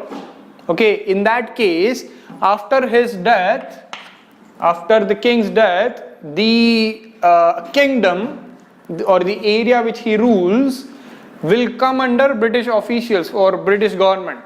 Okay, will be annexed by the British government. Okay, will be annexed by the East India Company, the British East India Company. Okay, clear? And in this case, if the king decides that the king has 3 daughters, so the king decides that he'll adopt the son. He'll adopt a son who is adopted. He will adopt a son. In this case, if he thinks that the son can inherit the kingdom or the son will get his ancestral kingdom, this would also be wrong. Okay, according to doctrine of lapse, if the son is natural heir, okay, if the son is naturally born through him, through the king, then and then only the kingdom will go to the son. Otherwise, it will be annexed by the British government. It will be annexed by the British government. I hope I am clear with doctrine of lapse. Sure. Okay then. This was one of the political causes. This also led to the revolt of 1857. This also led to people or rather the kings or the princes revolting against the British government, okay, or the British authority. Okay, next is no pension to Nana Sahib Peshwa.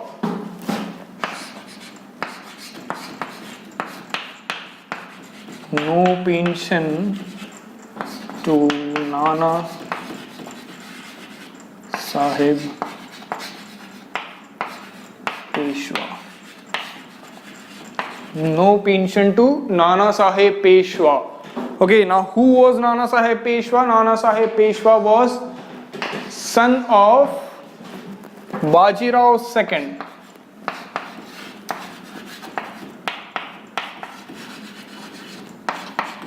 Nana Sahib Peshwa was the son of Bajirao II. Okay, not the Bajirao from Bajirao Mastani. He was Bajirao first. He is Bajirao second. Okay, Nana Sahib Peshwa was the son of Bajirao II, but the adopted one.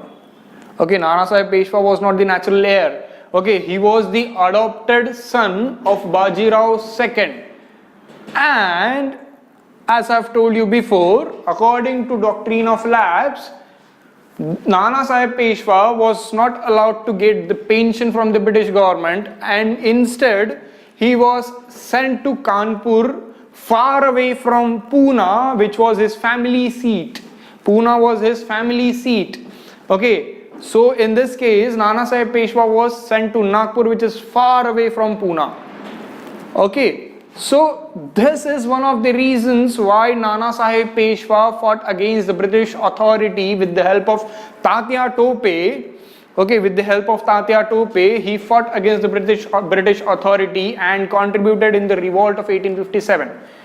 Basically, Nana Sahib Peshwa fought for the pension. Nana Sahib Peshwa fought for the pension and not for the independence of India. You see the picture, I hope you're getting the picture here. Everyone is fighting their own battle. Okay, no one is fighting for the country, no one is fighting for the nation, no one is fighting for India as a whole. Okay, each and every individual is fighting his or her own battle. Like the peasants are fighting for their rights, peasants are fighting for their to cut short on the revenue or taxes. Okay, again, the Orthodox Indians or the Orthodox Hindus or the Orthodox Muslims are fighting against the British authority because they hated the interference of British into their religions. Okay, each and every individual was fighting their own fight. There was not unity as such. Firstly, there was no leadership in the revolt. Okay, the revolt of 1857 lacked leadership heavily. Okay, because everyone had their own purpose, not the independence of the country, but their own advantage or their own use. And Nana Sahib Peshwa's fight is one of the examples or one of the greatest examples of this. Okay, after this came annexation of Jhansi and Awadh.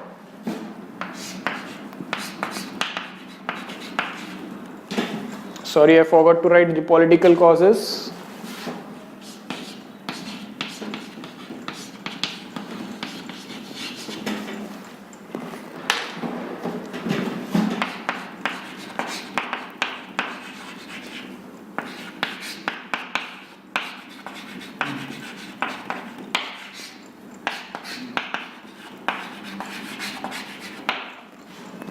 Annexation of Jhansi and Awadh. See, I've told you before also, everyone was fighting their own fights.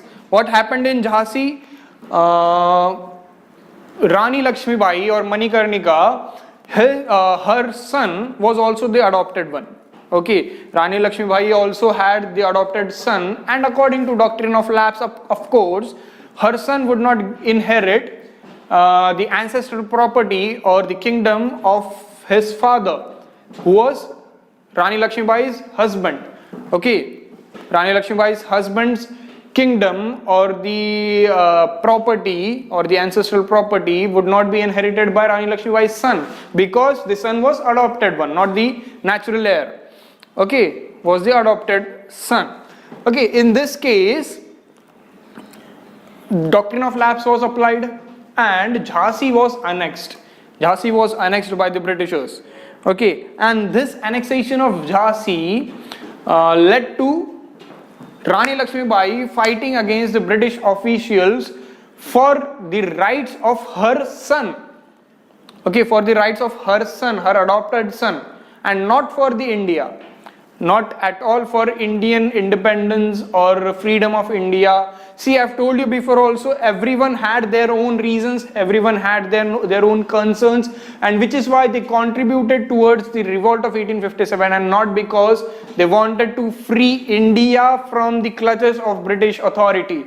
No, that was not at all the reason. Everyone had their own fights.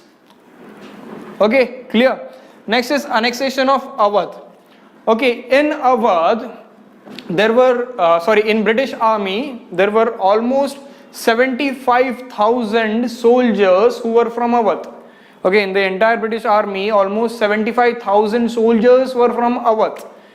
Okay, and annexation of Awadh led to generated anger in these 75,000 soldiers. Why the anger? Anyways, they were ruled by a king before also. Okay, they were ruled by the Nawab of Awadh. Okay, and Lord Dalhousie, the then Governor General of India, annexed Awadh, saying that the Nawab is not capable of ruling Awadh. He said that people in Awadh are oppressed by the rules and regulations which are created by Nawab of Awadh. Okay, Lord Dalhousie gave that particular reason to annex Awadh and said that if the Awadh is annexed by the British authority or Awadh is ruled by the British authority, the people will be relieved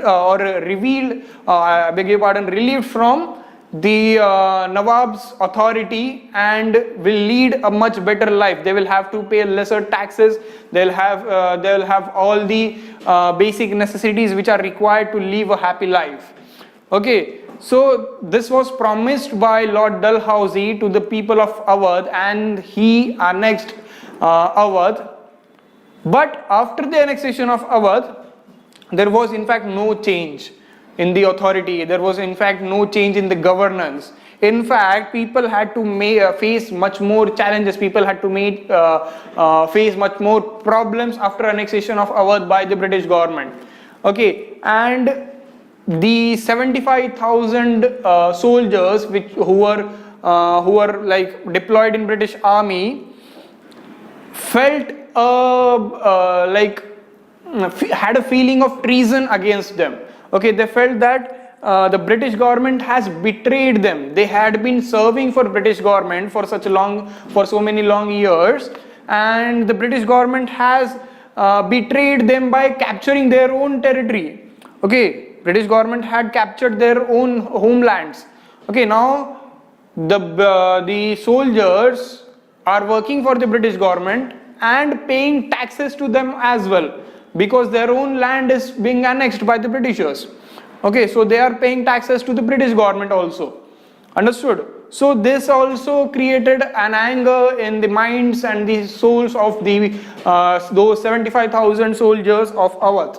Okay, which also led to further we'll be seeing commonly called as Sepoy Mutiny. Okay, that also led to Sepoy Mutiny in future. Okay, in 1857 itself, the revolt of Sepoy Mutiny in fact is a part of revolt of 1857. Many a times people use Sepoy Mutiny as a synonym for 1857 revolt.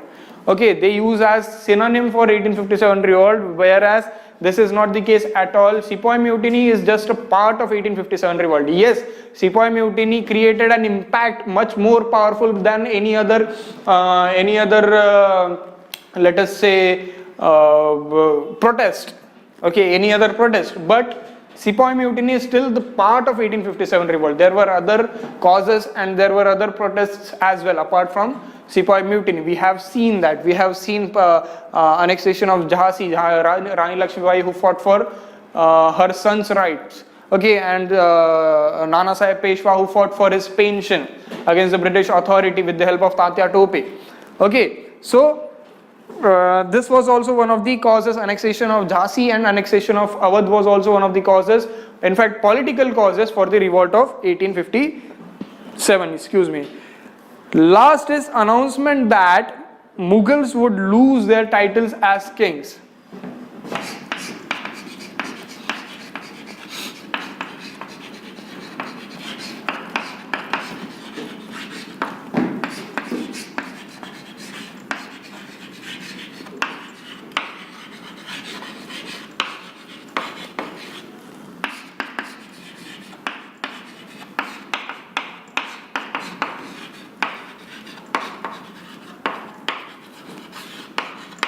Announcement that Mughals would lose their titles as kings. Okay, it was announced by the British government that Mughals who used to stay in Red Fort in Delhi would lose their titles as kings.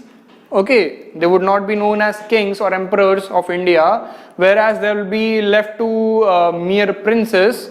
Okay, they will be recognized as mere princes and they will be thrown away to Qutub area, which is far away from Delhi. Okay, the Mughals will be thrown away to the Qutub area, which is far away from Red Fort, and Red Fort will be captured completely by British officials. Okay, British government. Okay, so this announcement also led to a creation of hatred inside the minds of Mughals or Mughal supporters, to be precise. Okay, and they also fought against the British authority and contributed their part in the revolt of 1857. I hope I'm clear so far with the political causes for the 1857 revolt. Sure, no problem in this at all. Okay, then let's move on to Sepoy Mutiny now. We are done with the causes of 1857.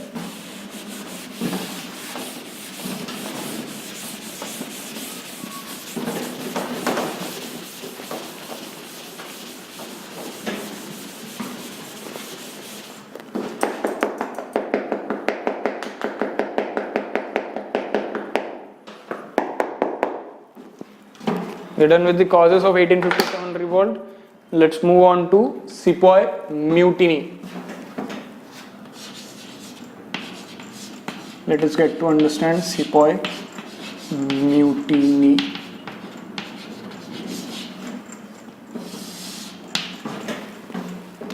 Sepoy Mutiny. Okay, what were basically the causes or what happened in Sepoy Mutiny? We're gonna understand right now, right here.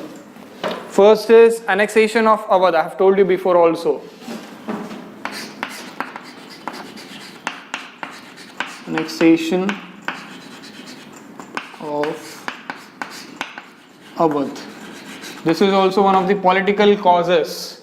Annexation of Awadh. What exactly happened in Awadh? Lord Dalhousie, who was the then Governor General of India, decided to annex Awadh. Okay, why did he decide to annex Awadh?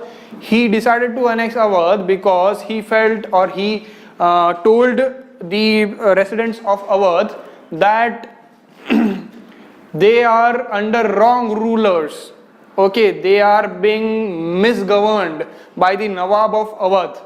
Okay, they are not being governed properly. Okay, they are paying heavy taxes, they are paying heavy revenues under the Nawab of Awadh. Okay, and in this case, what we will do, we as in the British government will do, is provide you the relief from the Nawab of Awadh, relief from the clutches of the Nawab of Awadh. Okay, and you will lead a much better life. You will have all the facilities. You will have a better better revenue system. You will produce more. You will earn more. Okay, so all these promises were done by Lord Dalhousie to the people of Awadh, and he used the British army to annex Awadh. Okay, he captured Awadh. He annexed Awadh. He took it under his clutches, or rather British government's clutches, but there was no change in the policies. Okay. In fact, people of Awadh had to pay much more hefty or heavy taxes than before. Okay, there were famine-like situations in Awadh. Okay, similar to famine-like situations in Awadh. Okay, there was hunger, there was poverty. Okay, all those problems started generating in Awadh. Now, what exactly happened, what exactly led to Sepoy Mutiny is almost 75,000 soldiers, 75,000 soldiers in the British army were from Awadh. Okay, almost 75,000 soldiers in British army were from Awadh. In this case, what the soldiers felt is the feeling of betrayal against them. Okay, now you imagine that you are working for a particular firm or a company. Okay, tomorrow your firm decides that they'll capture your own house and apply taxes on you for staying in that house. Okay, the company which you are working for decides that from tomorrow onwards you will be paying taxes to us for staying in your own house. How will you feel? You will feel betrayed.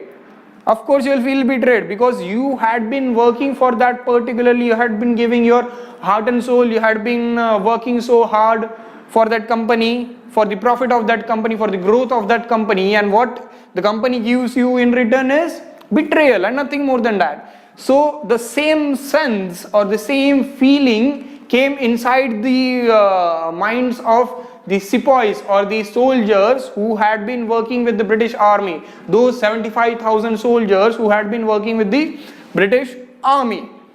Okay, and this sense led to the revolt of 1857, or rather the Sepoy Mutiny. Okay, the sepoys, 75,000 sepoys of Awadh decided to mutiny against the British government. Okay, these soldiers were nothing but peasants in uniform. Okay, their main business or their main primary activity was farming. Okay, these soldiers were nothing but peasants in uniform. When they used to go back to their villages, they used to do farming, and whenever the British government calls them, they used to go and serve their duty as soldiers. Okay, but their primary activity was farming, of course. Okay, and they had to pay now the land revenue or the lagan to the British officials whom they are working for already. Okay, so these were peasants in uniform. These sepoys were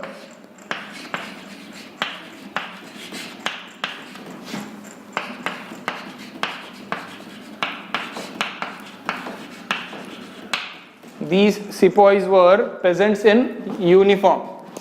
Okay, these sepoys were nothing but peasants in uniform. I hope this phrase is clear to you, peasants in uniform. Not literally, like not wearing dhoti kurta and going and firing and going on a war. Not literal, don't take it as literal meaning, or neither wearing a soldier's uniform and going for farming. Don't take it literally.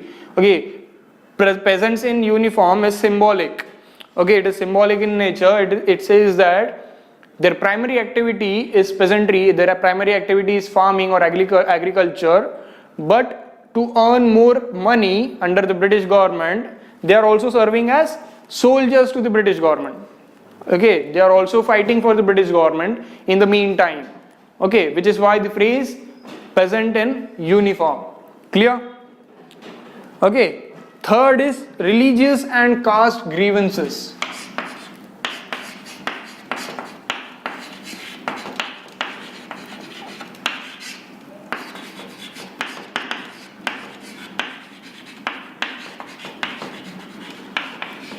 Religious and caste grievances.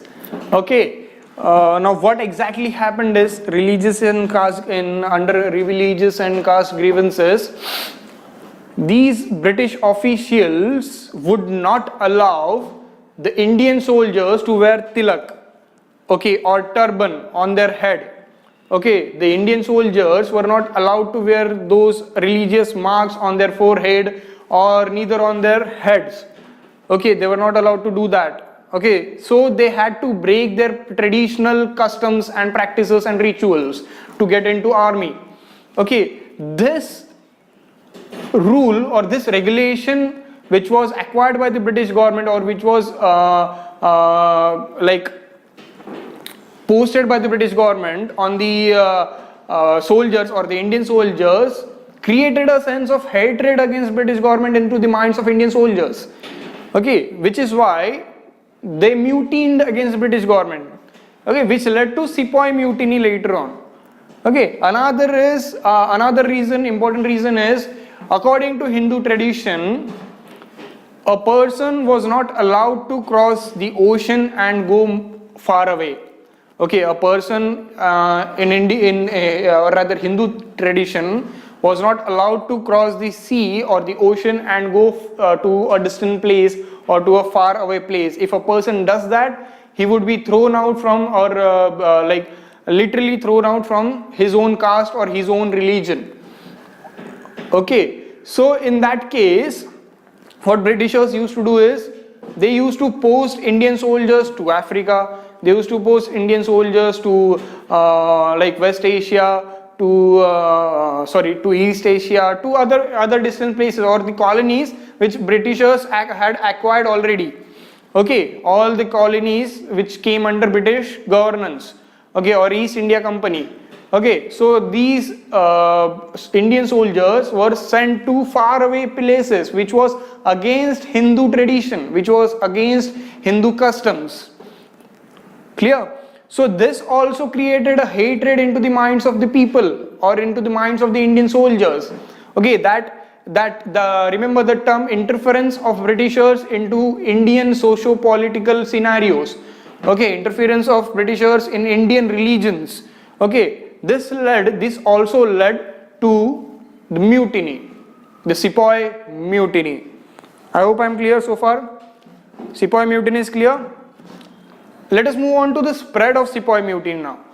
Let us get to understand the spread of Sepoy mutiny, how the mutiny spread, what were the reasons for the spread of Sepoy mutiny.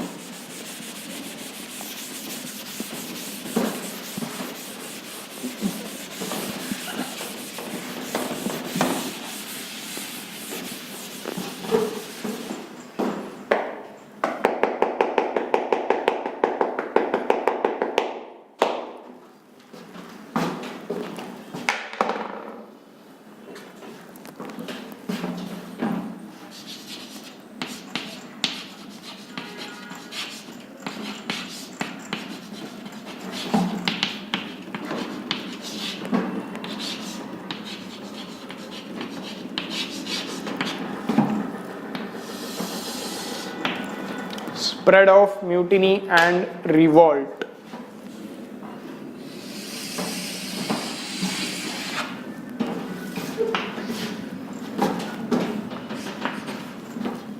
On 29th March 1857,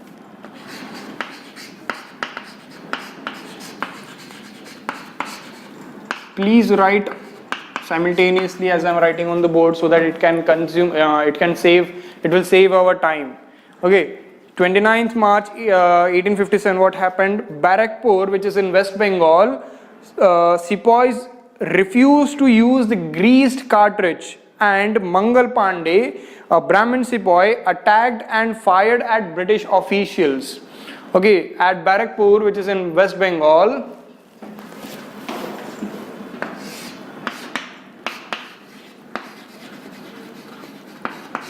Barakpur, which is in West Bengal, sepoys refused to use the greased cartridge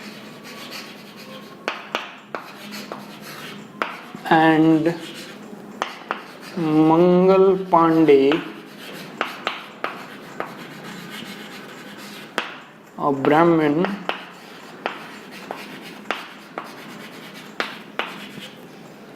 attacked and killed British officials.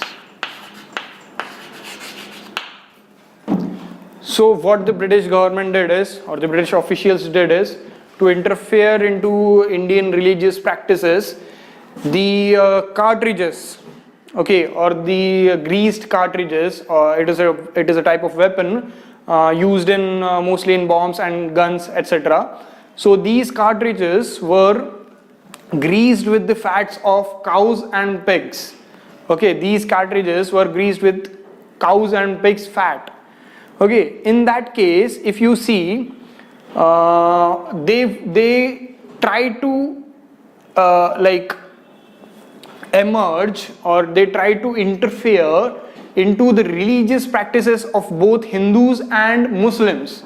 Okay, because Hindus consider cows as their god, okay, or goddess.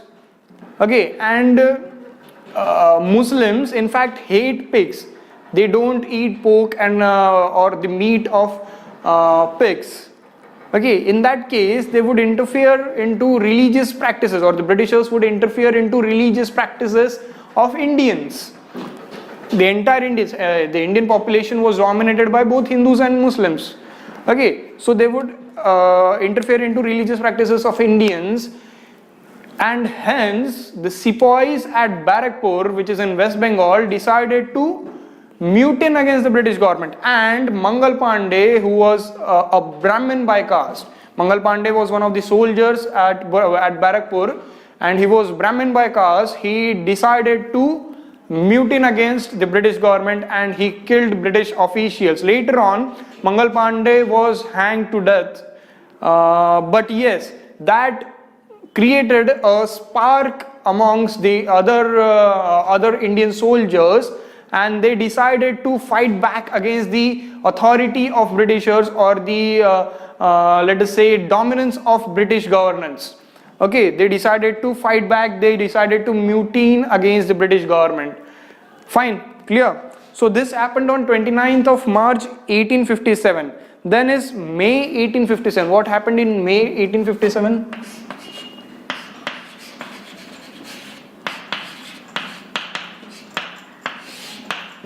May 1857. 85 sepoys at Meerut were court-martialed and sentenced to long terms of imprisonment because they refused to use the greased cartridge. 85 sepoys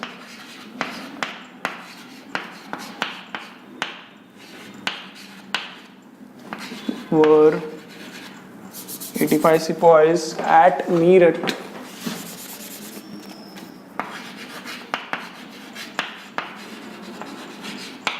were court-martialed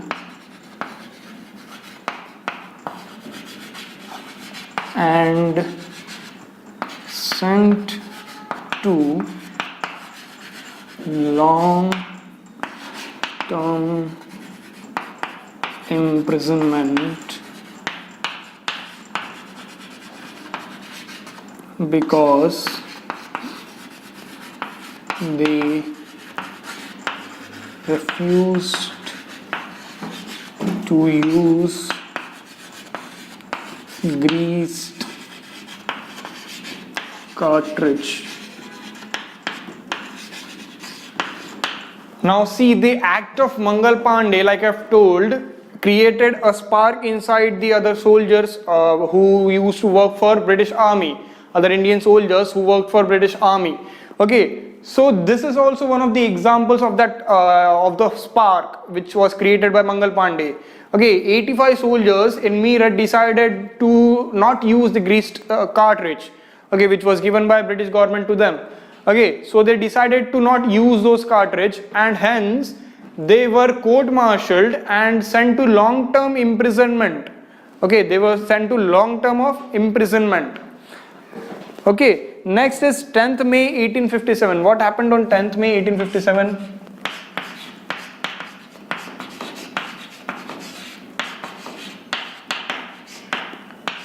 May 1857. Sepoys broke out in open rebellion. Okay, ultimately, because of all these factors, what happened at Barakpur, what happened at Meerut, what happened at Awadh, all the sepoys decided to mutiny. Okay, sepoys broke out in open rebellion.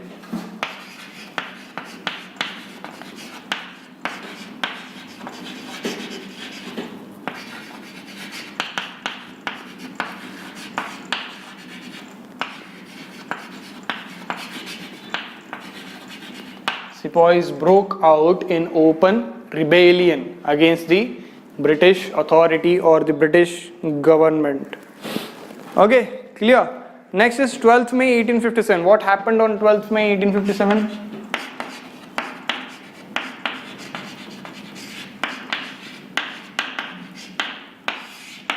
On 12th May 1857, Delhi was captured, palace and city were occupied completely, Europeans were shot dead, Bahadur Shah II was proclaimed the Emperor of India.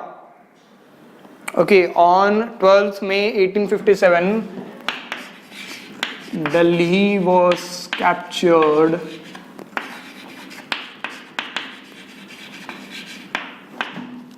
palaces and forts were taken away from British.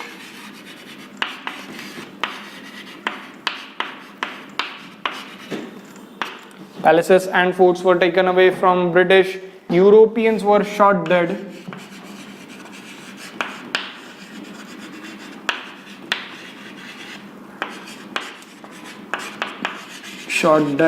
And Bahadur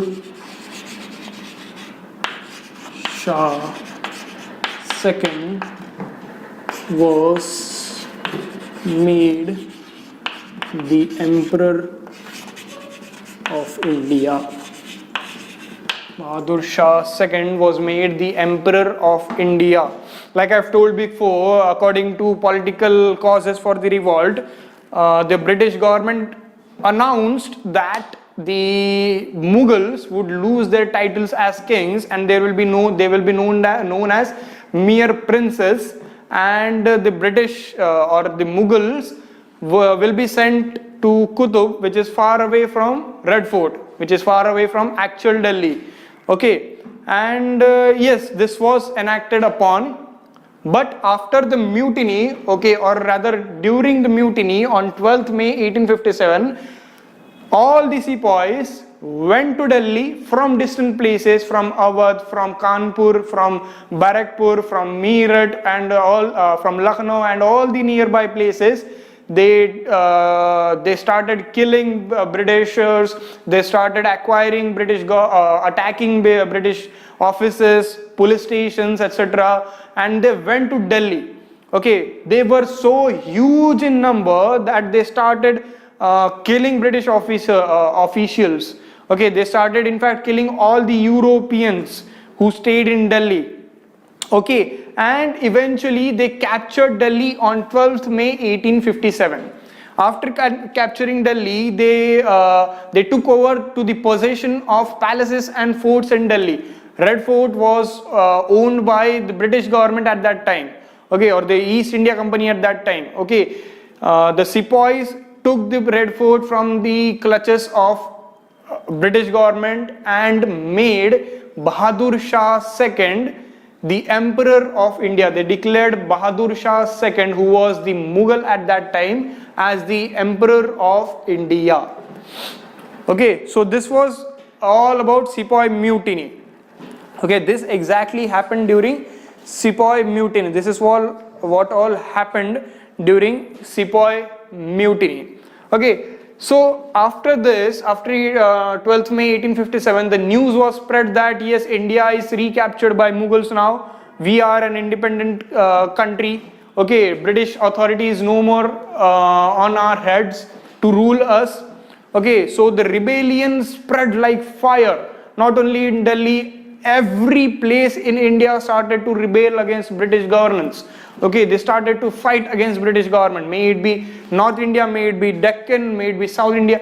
Not much in South India, but yes, in Deccan and the northern part of India, people started to revolt against Britishers.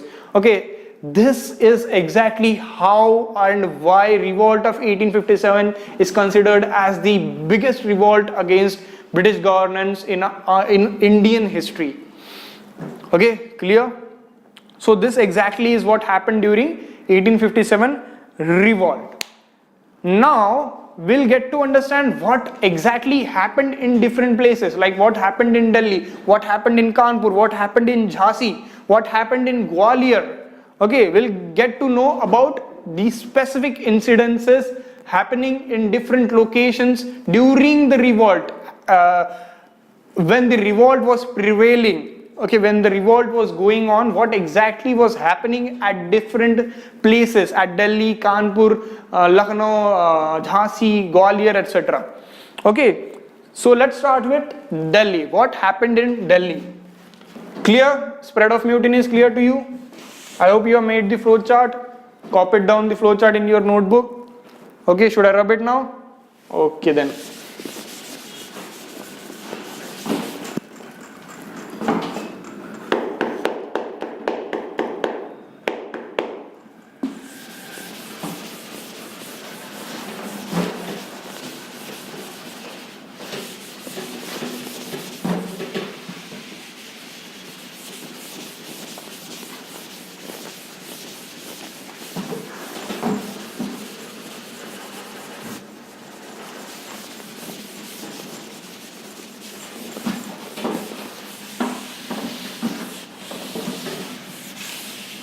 Now the question is, what happened in different locations?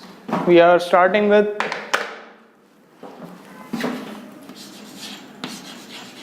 what happened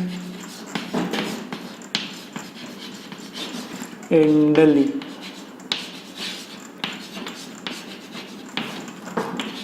What happened in Delhi? What exactly happened in Delhi? For this also we'll be making a flow chart. There are flow charts everywhere, easy to understand, easy to keep in mind. Okay, first is Delhi was captured by sepoys on 12th May 1857, like I've told before. Okay, 12th May 1857. I've told this before also. Delhi was captured by sepoys. Delhi was captured by sepoys. Second is palaces and city were occupied.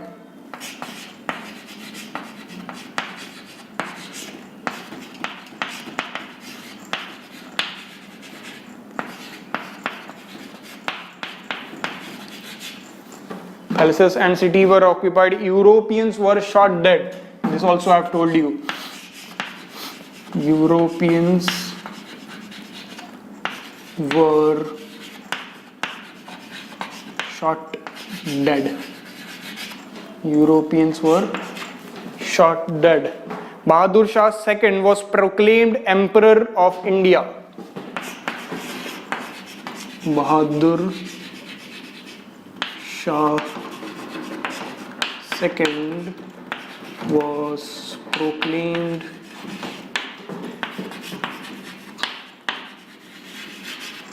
Emperor of India. Bahadur Shah II was proclaimed Emperor of India. Okay, next is in September 1857, Delhi was recaptured by British.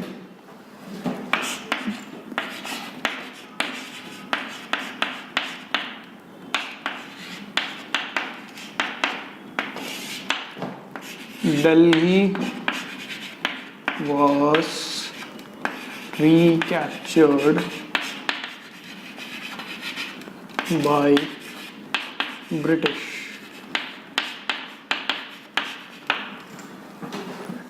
On 12th May 1857, the sepoys captured Delhi and made Bahadur Shah II the Emperor of India, which means Delhi was back into the hands of Mughals now. Okay, Delhi was ruled by Mughals now. Okay, May, June, July, August. 4 months were for Mughals. For 4 months, Delhi was ruled by Mughals. In September 1857, immediately in the 5th month, British employed army in Delhi, attacked Delhi and recaptured Delhi from the hands of Mughals. Reason being, of course, British army was more powerful. British army had much more powerful weapons than the Indian army, or rather not Indian army, the army or the Indian soldiers who used to work for Britishers. Okay, so all the ammunitions and all the arms which the Indian soldiers owned belonged to Britishers in fact. Okay, and they had a limited stock of that. Okay, they had a very limited stock of arms and ammunitions. Okay, once the arms and ammunition started to finish they went back to their primitive arms and ammunitions, such as bows and arrows and swords and all those things. Okay, which were primitive in nature, which were totally incompetent in front of British arms and ammunition, British weapons. Okay, so ultimately in September 1857, British came back to Delhi, attacked Delhi and recaptured it easily. Okay, it was not a big task for Delhi. Okay, Delhi lost at first place in May 1857 because they were not ready for the revolt. Okay, they were not ready for the war. It was like a surprise to them, which is why they lost against the Indian soldiers. They lost the revolt against the Indian soldiers. Okay, but when they came prepared, they easily took over to the throne of Delhi. Okay, Delhi was recaptured by British in September 1857. Okay, and finally, Emperor was arrested. Bahadur Shah II was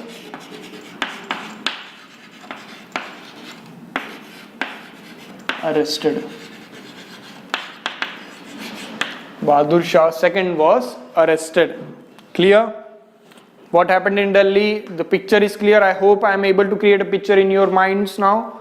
Okay, what exactly happened, how the things are moving. You're trying to create pictures, right, in your minds. Okay, it's easy for you. Try to create pictures in your mind, then it gets easy. History becomes more interesting if you are looking through picture format. Okay, in like a cinema, like a film, like a movie. Okay, cool. Okay then. So this is what happened in Delhi. Next is what happened in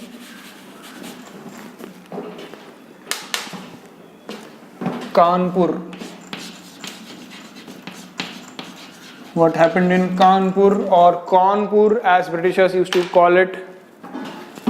What happened in Kanpur?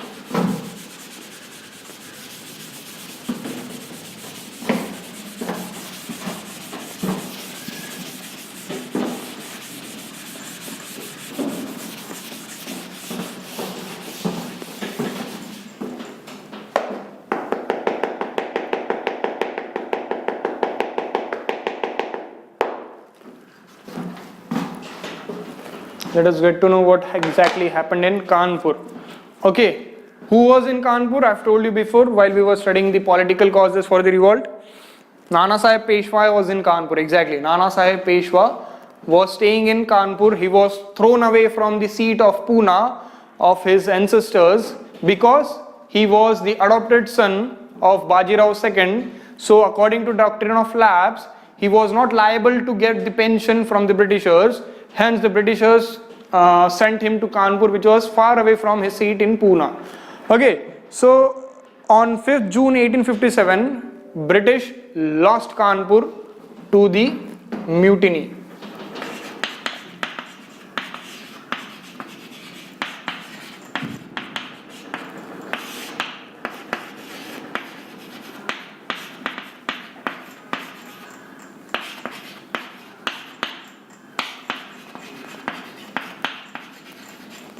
On 5th June 1857, British lost Kanpur to the Indian soldiers. Okay, to the mutiny of Indian soldiers. Okay, Nana Sahib was proclaimed Peshwa. Nana Sahib was proclaimed as Peshwa in Kanpur.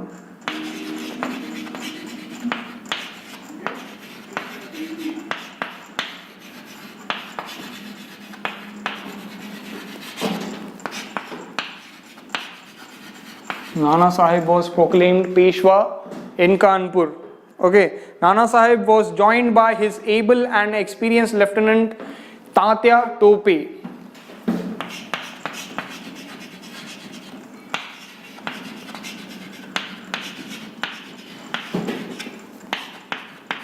Nana Sahib was joined by his able and experienced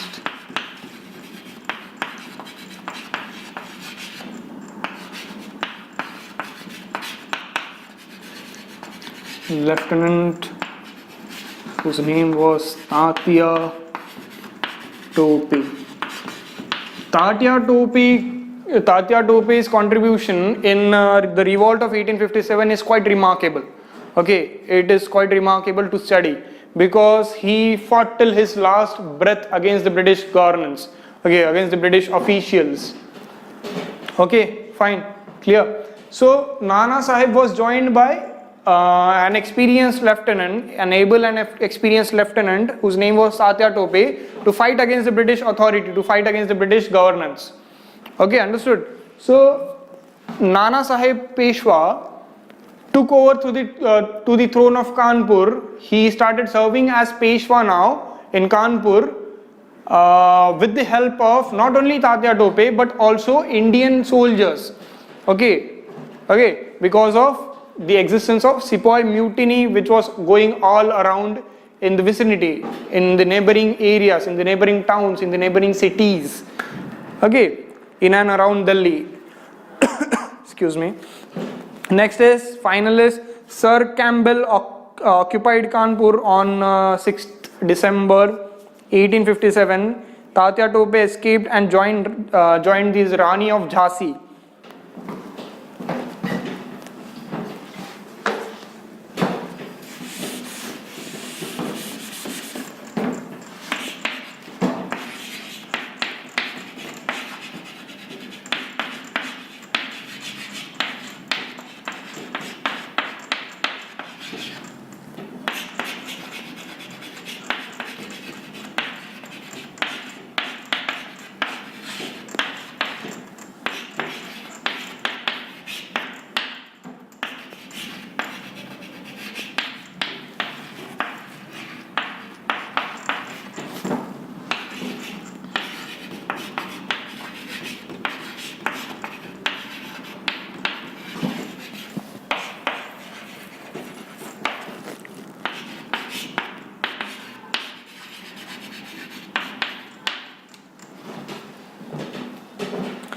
So Sir Campbell used the British army to occupy Kanpur, and Tatya Tope escaped. Okay, from that mutiny, Tatya Tope escaped and he went to Jhansi to join Rani Lakshmibai.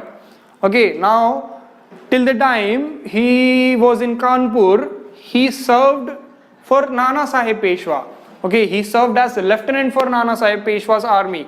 Okay, when he realized that the army is not capable enough to fight against the British's army, okay, which was headed by Sir Campbell, so at that time he of course fought against the British officials, but he eloped and escaped and went to Jhansi to now help Rani Lakshmibai to fight in her battle.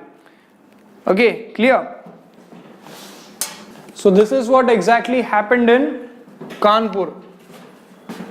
Now let's move on to see what happened in Jhansi.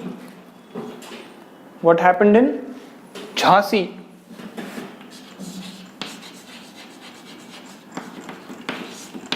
What happened in Jhansi?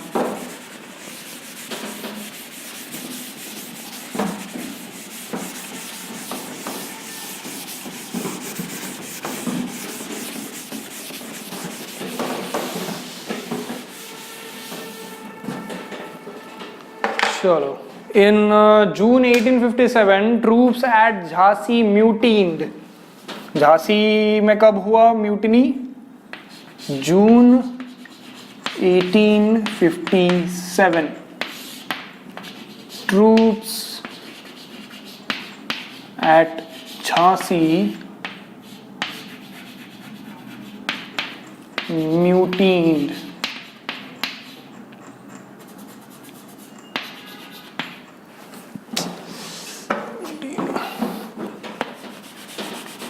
Spelling भूल जाते हैं लोग.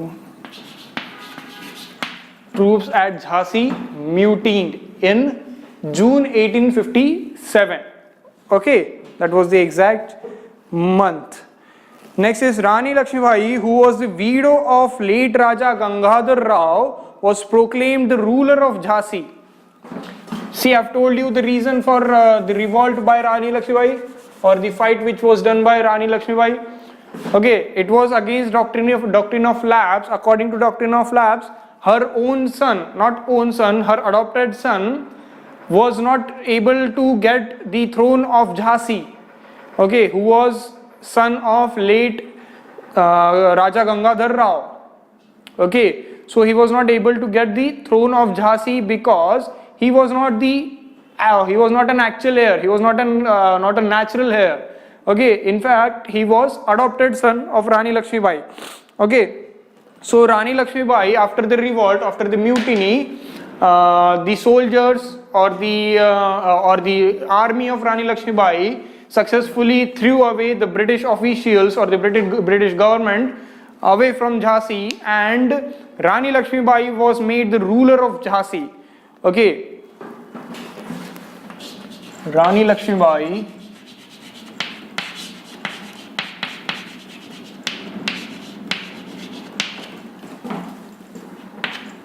wife of late Raja Gangadhar Rao was made the ruler of Jhansi after the mutiny. After the mutiny, Rani Lakshmibai was made the ruler of Jhansi. Okay. Then on 3rd April 1858, what happened on 3rd April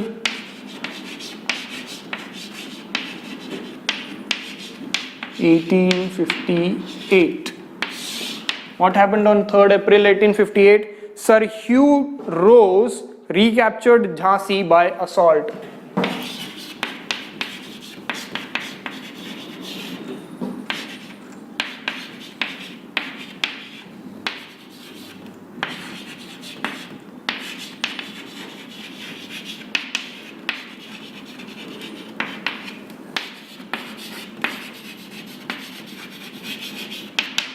Sir Hugh Rose recaptured Jhansi by assault. Okay, Jhansi was recaptured by Sir Hugh Rose on 3rd April 1858. Okay, and Tatya Tope and Rani Lakshmibai flew away from Jhansi, and now they went to Gwalior. What happened in June 1857? Troops came to Jhansi. Okay, they decided to fight against the Britishers or the British authority, and they did that, and they successfully threw away the British governance away from Jhansi. And then after throwing away the British governance, Rani Lakshmibai, who was the wife of late Gangadhar Rao, was made the ruler of Jhansi.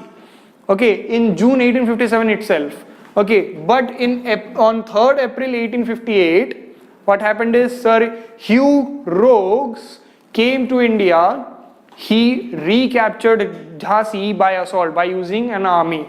Okay, and I have told you before also, Indian army, or rather British army, was much more powerful than our local soldiers. Okay, because they had much more advanced weapons, okay, what much more advanced ammunitions and arms than Indian soldiers. Okay, so it was easy to capture Jhansi also, just like they did Delhi and Kanpur. Okay, clear. Now, like I've told you before, Rani Lakshmibai, who was also supported by Tatya Tope, I've told you that after losing the battle in Kanpur, Tatya Tope flew to or escaped to Jhansi to help Rani Lakshmibai now. Okay, now Tatya Tope served as lieutenant to Rani Lakshmibai, but after the defeat on 3rd April 1858 against the British authority, Rani Lakshmibai and Tatya Tope, both of them flew to Gwalior now. They went to Gwalior. So the question is, what happened in Gwalior?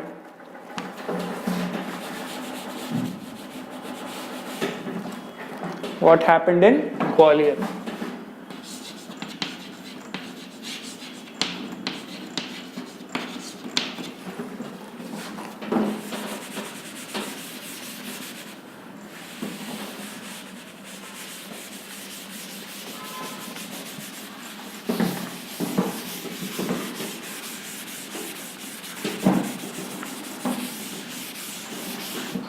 What exactly happened in Gwalior? Rani Lakshmibai and Tatya Tope marched towards Gwalior. I have told you this before, so let's write it down here. Rani Lakshmibai and Tatya Tope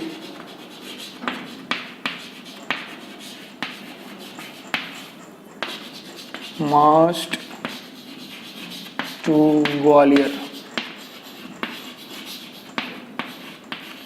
Rani Lakshmibai and Tatya Tope marched to Gwalior. Now what happened in Gwalior? In June 1858, okay, in April 1858, Jhansi was recaptured.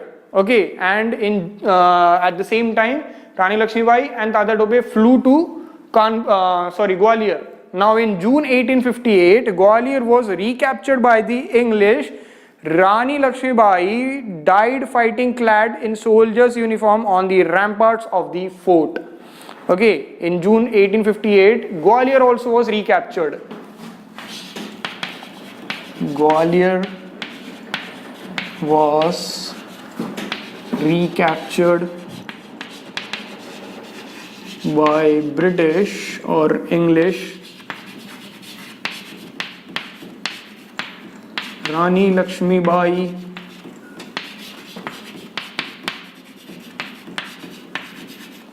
died on the ramparts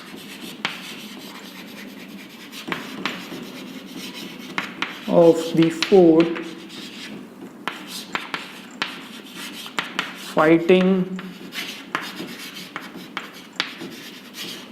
in the soldier's uniform.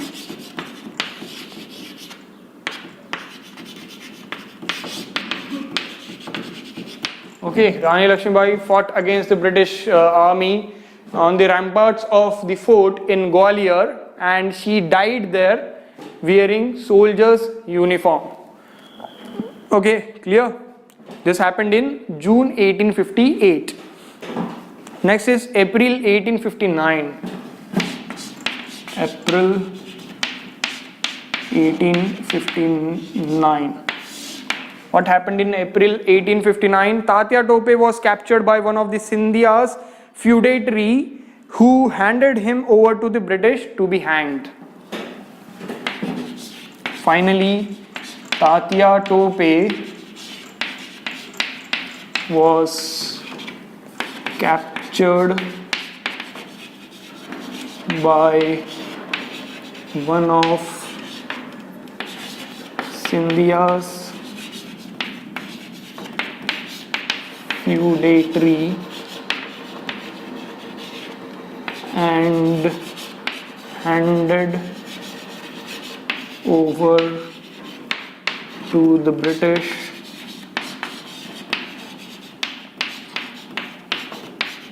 to be hanged. And finally, in April 1859, Tatya Tope was hanged till death. Okay, so this is what exactly happened in the revolt, and this in fact is the end of revolt of 1857. Okay, this in fact is the end of revolt of 1857. Officially in April 1859, with the death of Tatya Tope, the revolt ended. In fact, it ended in 1858 itself, when all the territories were recaptured by the British, ranging from Delhi, Kanpur, Gwalior, Lucknow, and Jhansi, all the territories which mutined against the British authorities and won the claim over that particular areas or the kingdoms, throwing away the British authority or the British government, were recaptured by the Britishers in the year 1858 itself.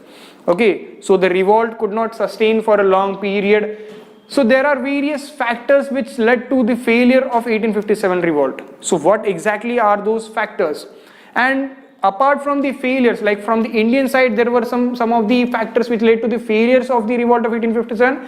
And in the same way, there were some of the changes which were made in British government after 1857, because British government also ultimately felt that they have like faced a very big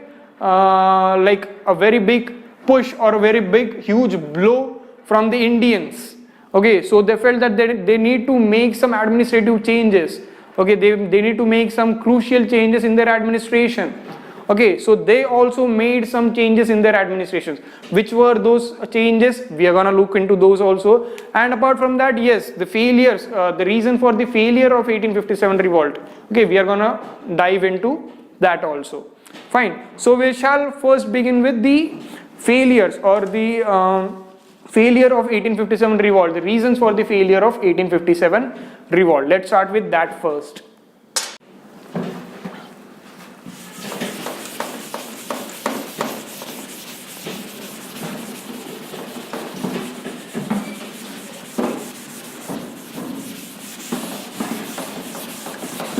Moving on to what led to the failure of 1857 revolt or the revolt of 1857. Write down the topic. Failure of 1857 revolt. Failure of 1857 revolt. For this, we'll make a flow chart, but a slightly different type of flow chart. Okay, for that you'll be having to make 3 different columns, not exactly columns. Just follow my lead. Just follow what I'm trying to write here or trying to act here. At the center of your page, write down parameters.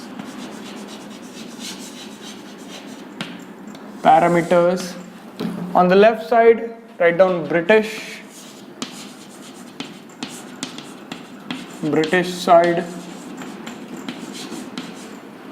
and on the right side write down Indian side.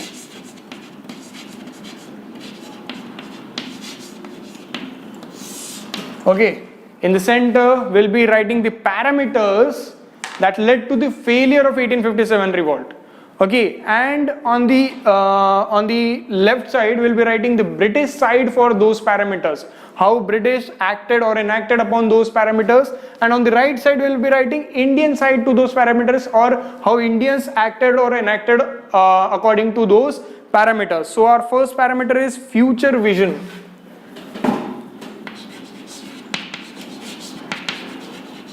Future vision.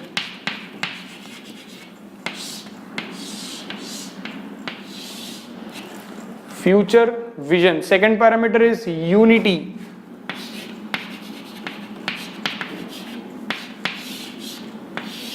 unity.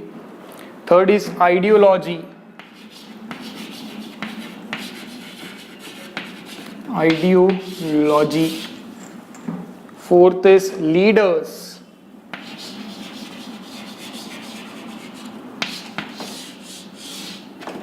Next is ammunition.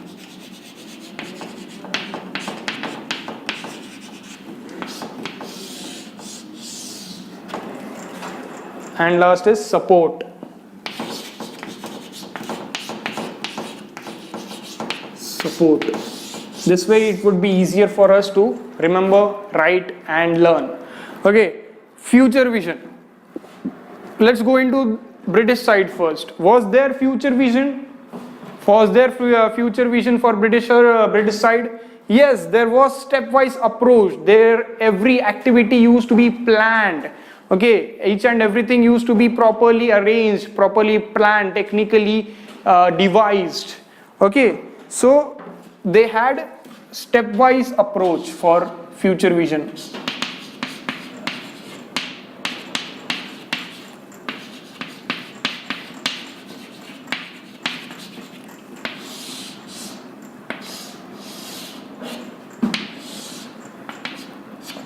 Make an arrow and write down stepwise approach on the British side.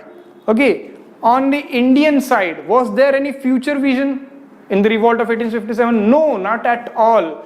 In fact, there was not any future vision at all. People acted on demand. Okay, people acted on demand. Okay, like there is a revolt going on in the neighboring areas, so yes, let's contribute to that. We should also participate in the revolt. Not that I have the sense or I have the feeling that I should be an independent nation, I should be an independent person, not because I want to be a free person. Okay, just because everyone is doing it, so let me do what everyone's doing. Okay, so practically lacked it. There was no future at all.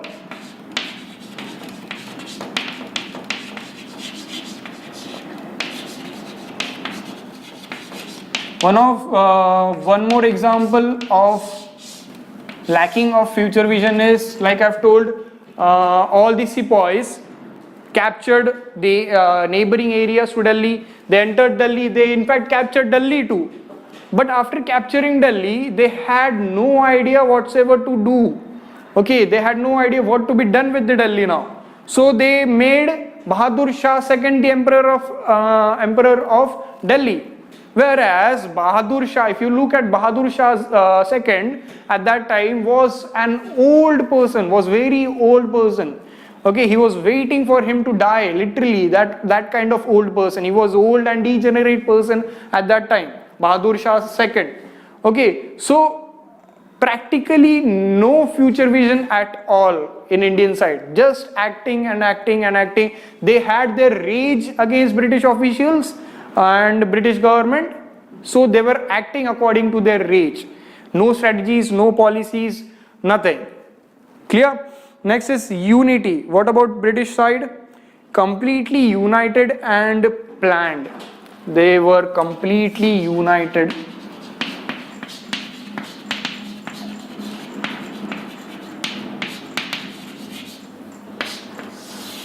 Britishers were completely united, whereas in Indian side there was no feeling of nationalism at all. Like I've told before, Rani Lakshmibai of Jhansi fought for her son's rights. Okay, Nana Sahib Peshwa fought for the pension. Okay, and then Bahadur Shah Zafar actually didn't fight at all. He wasn't aware until he was made the Emperor of India. Okay, so practically no feeling of nationalism was there. Okay, Jhansi Rani of Jhansi and Tatya Tope and all other leaders, or rather Nana Sahib Peshwa, did not fight for India or India as a nation. They fight for their own use, their own interests. Okay, so no feeling of nationalism. There was no feeling of nationalism.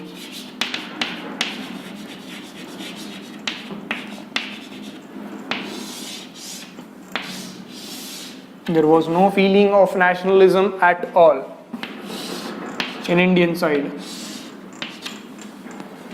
Okay, next is ideology. On the British side, well administered and coherent ideologies.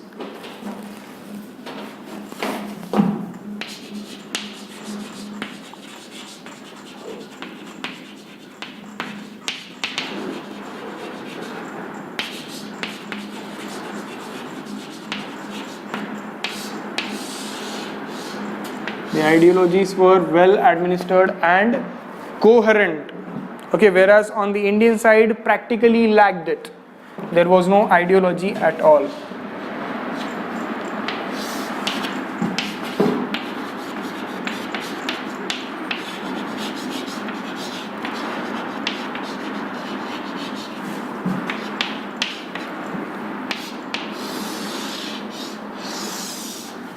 Practically lacked the ideology.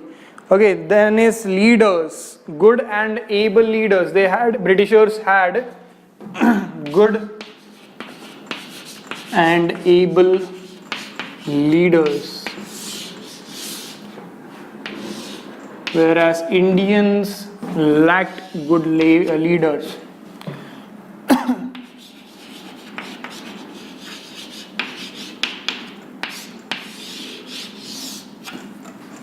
If India had a good leader, probably we would have won the 1857 revolt. Okay, we would have successfully won the 1857 revolt, like Mahatma Gandhi. Okay, what happened in the second phase of Swaraj?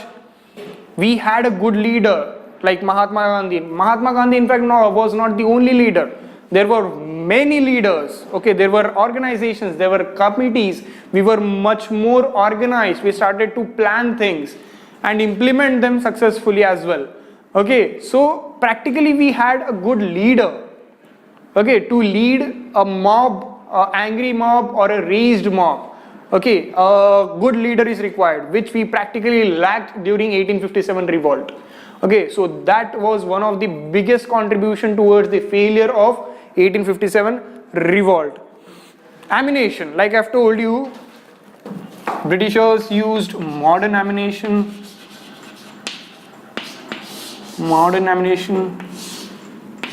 weapons, arms, etc. Whereas Indians used primitive, which is why we captured the areas but then immediately lost to Britishers as well. Okay. Support. What about support? Active in many areas. Britishers had active support in many areas.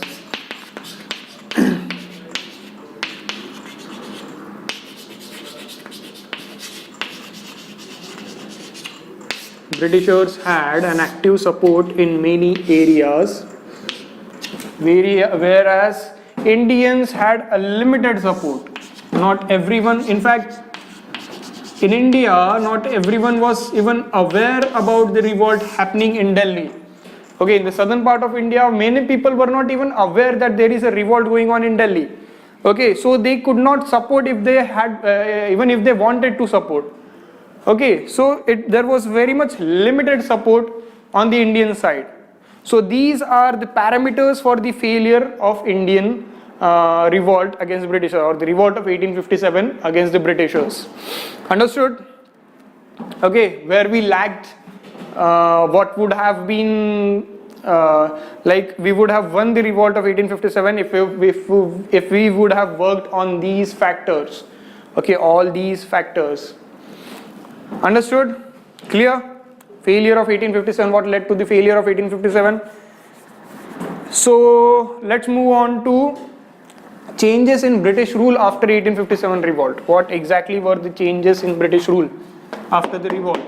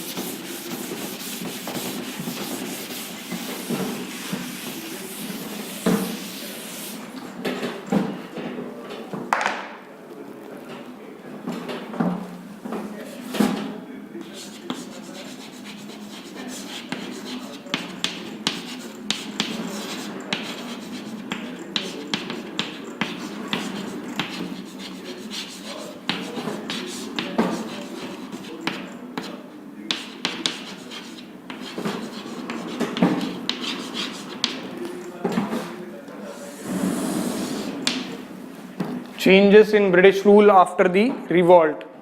Okay, fine. Chalo, let's move on to the changes in British rule. First were administrative changes. For this also we'll be making a flow chart.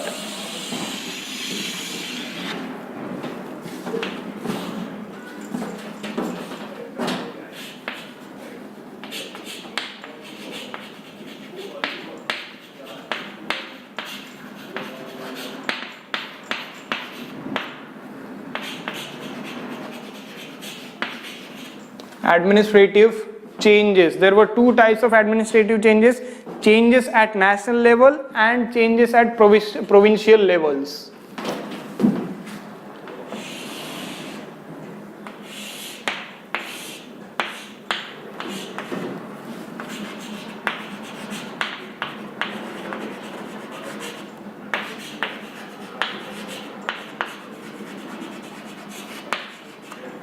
National level changes and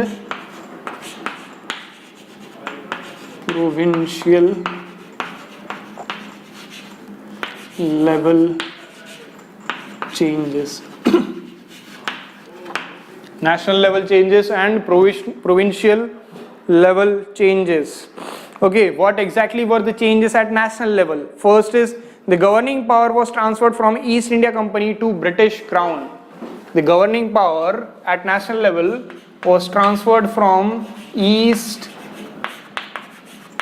India Company or EIC to British Crown.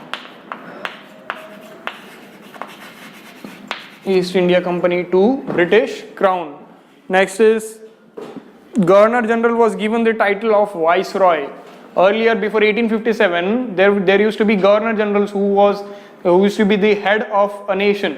Okay, later on those titles were transferred to changed to Viceroys with the arrival of British Crown. Earlier, like before 1857, East India Company, I've told you about East India Company. East India Company is just like Tata and Reliance, like a trade company, a trading company, was licensed to rule the colonies which it had conquered. Okay, it was licensed to rule the colonies which it had conquered. Okay, so East India Company is just like any other company or venture. Okay, but after 1857 revolt, the British government or the actual government in Britain, sitting in Britain, realized, or the Queen in Britain realized that the company or the East India Company is not capable enough to govern because of the revolt. Okay, because of its incapabilities, the people in the colonies are revolting against the Britishers. Okay, so which is why they called back the East India Company to Britain, and instead they sent to India the British Crown. Okay, which was governed or headed by Queen in England. Okay, it was headed by the Queen in England. Okay, so with the arrival of British Crown, the title of Governor General was also changed from Governor General to Viceroys.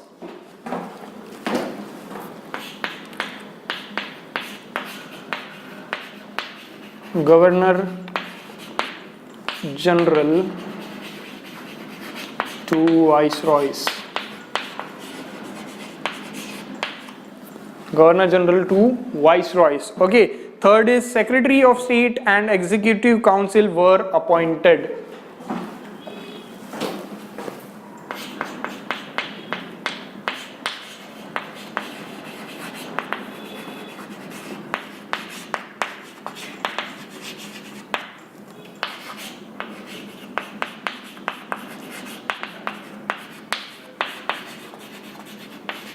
Secretary of States were appointed along with the Executive Council for better governance, for better administration.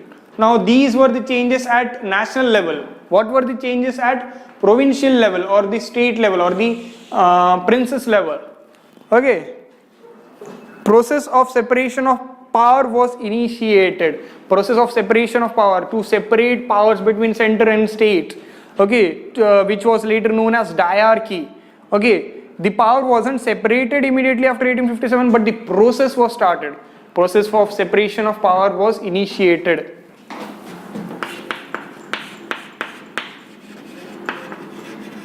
process of separation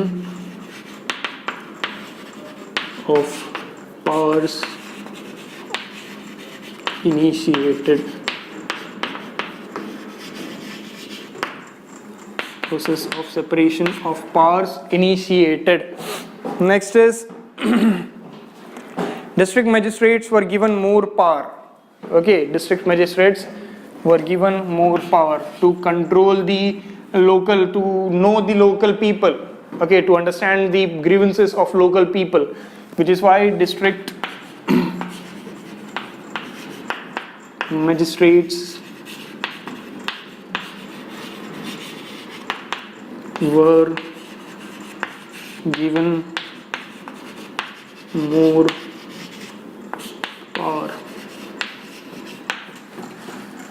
So these were some of the administrative changes. Next is changes in army. Yes, there were changes made in army as well.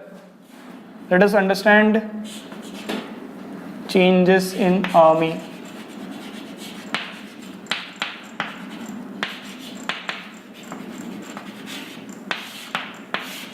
Changes in army. Okay, more British soldiers were appointed. Okay, they started to appoint more and more British soldiers.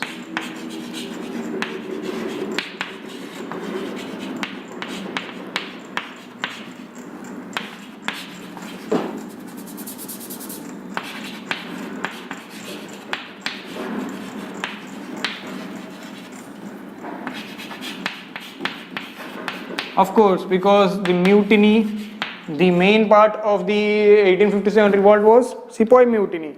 Okay, because there were huge number of sepoys, Indian sepoys in the British army. So to stay away from that problems, what Britishers decided is to appoint more and more British soldiers in the army. Next is higher posts only for the British. Higher posts in the army were only given to Britishers.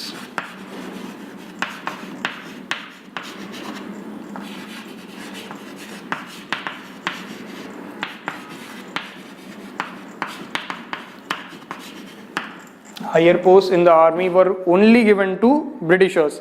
Next is changes in general policy.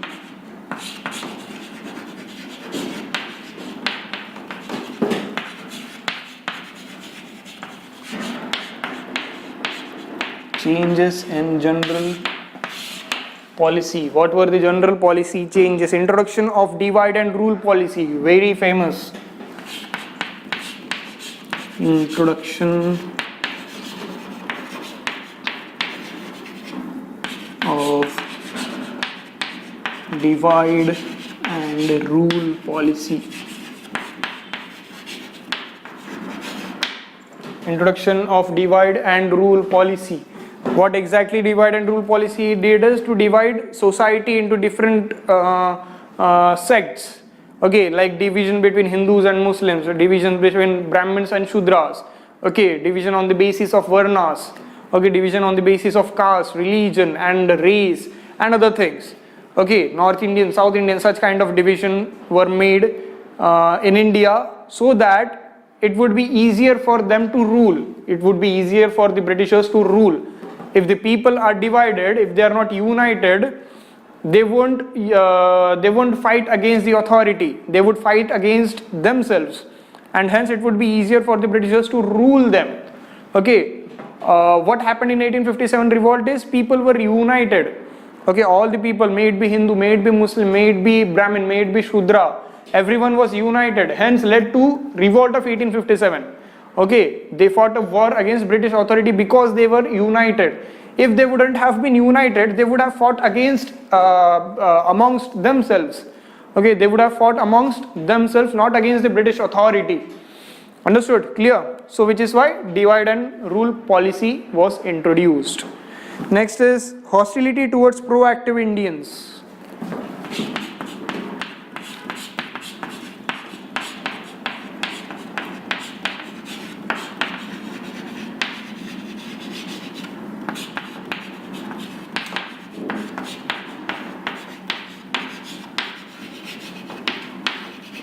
Hostility towards proactive Indians. Okay, proactive Indians as in the Indians who want the people to be united. Okay, the Indians who have the urge to throw away the British power out of the country. Okay, the Indians who are fighting, who are basically freedom fighters. Okay, so Britishers used to maintain a feeling of hostility against them. Okay, they used to suppress them, they used to dominate them. Okay, they used to put them in prisons. Okay, so there was a feeling or the sense of hostility against proactive Indians. Third is more racial arrogance, discrimination and exploitation.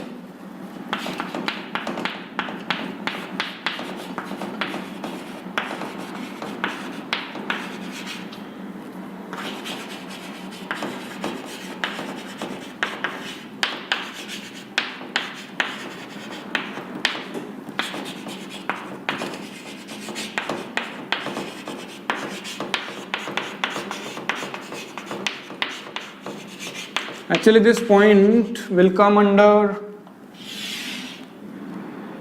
the divide and rule policy. Okay, quite similar. More racial arrogance, discrimination and exploitation. Fine. Next is Vernacular Press Act.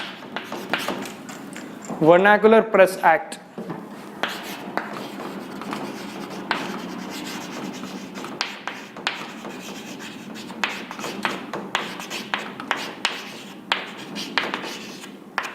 Vernacular Press Act of 1878. Now what exactly is Vernacular Press Act of 1878? Write down. Draw a line or draw a box in your notebook and give the topic. Write down a note, Vernacular Press Act of 1878, and write down 3 points under that. First point written, Vernacular Press Act of 1878. Write down first point under that. In British India, the Vernacular Press Act of 1878, the Vernacular Press Act of 1878 was enacted to curtail the freedom of the Indian press, and prevent the expression of criticism towards British policy. What Vernacular Press Act of 1878 did? It curtailed the freedom of Indian press. Okay, the newspapers, majorly the newspapers. Okay, it curtailed the freedom of those newspapers. Okay, now the British government will decide what the newspapers will print and what newspapers will not print, actually. Okay, according to Vernacular Press Act of 1878. Understood? Next point. The act was proposed by Lord Lytton, Lytton, Lytton, the then Viceroy of India,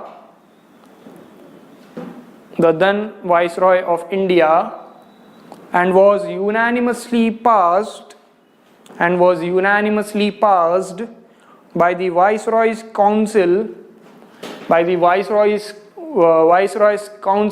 on March 14, 1878. Okay, it was proposed by Lord Lytton and unanimously passed by the Viceroy's Council on March 14, 1878.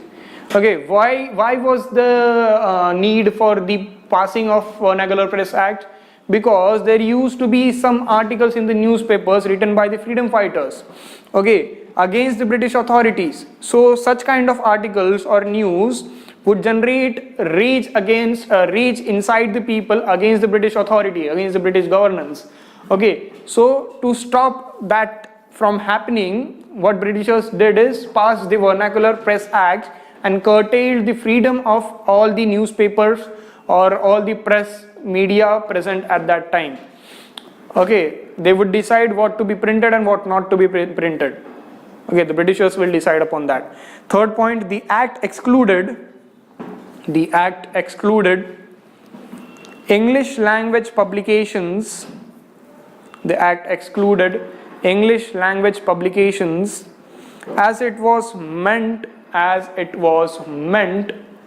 to control seditious writing, in publications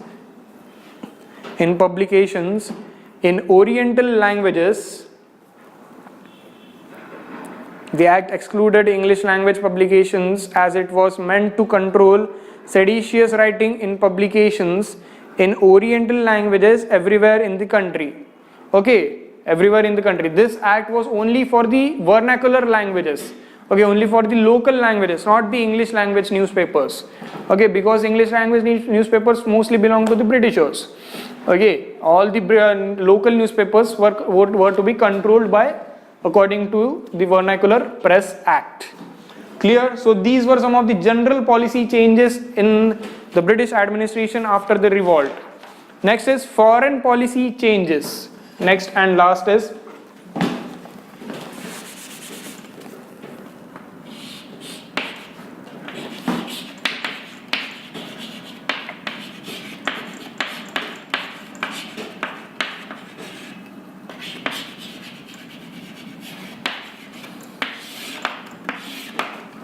foreign policy changes. Write down about foreign policy changes. First is more soldiers in border areas. We started deploying more soldiers in border areas.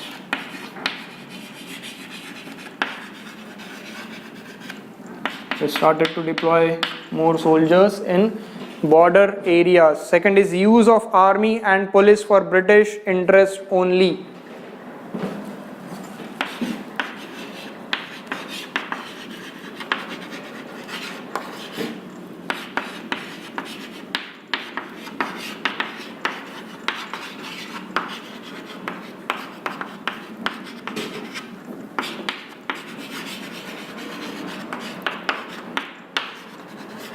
The army and police were used only and only for the interest of British, for the protection of British, and not for the Indians at all. So these were some of the foreign policy changes. In fact, all these are some of the changes which were enacted upon by the British government after the revolt of 1857. Administrative changes.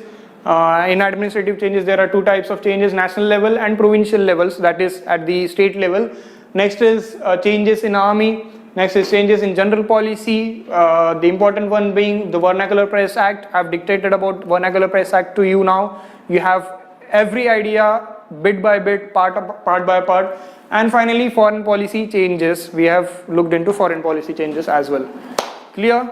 So this was all about changes in British rule after the revolt of 1857. And in fact, this was all about 1857 revolt. This was a long lecture, and yes, it would have taken much more time to complete revolt of 1857 if we would have not followed the technique of flow charts.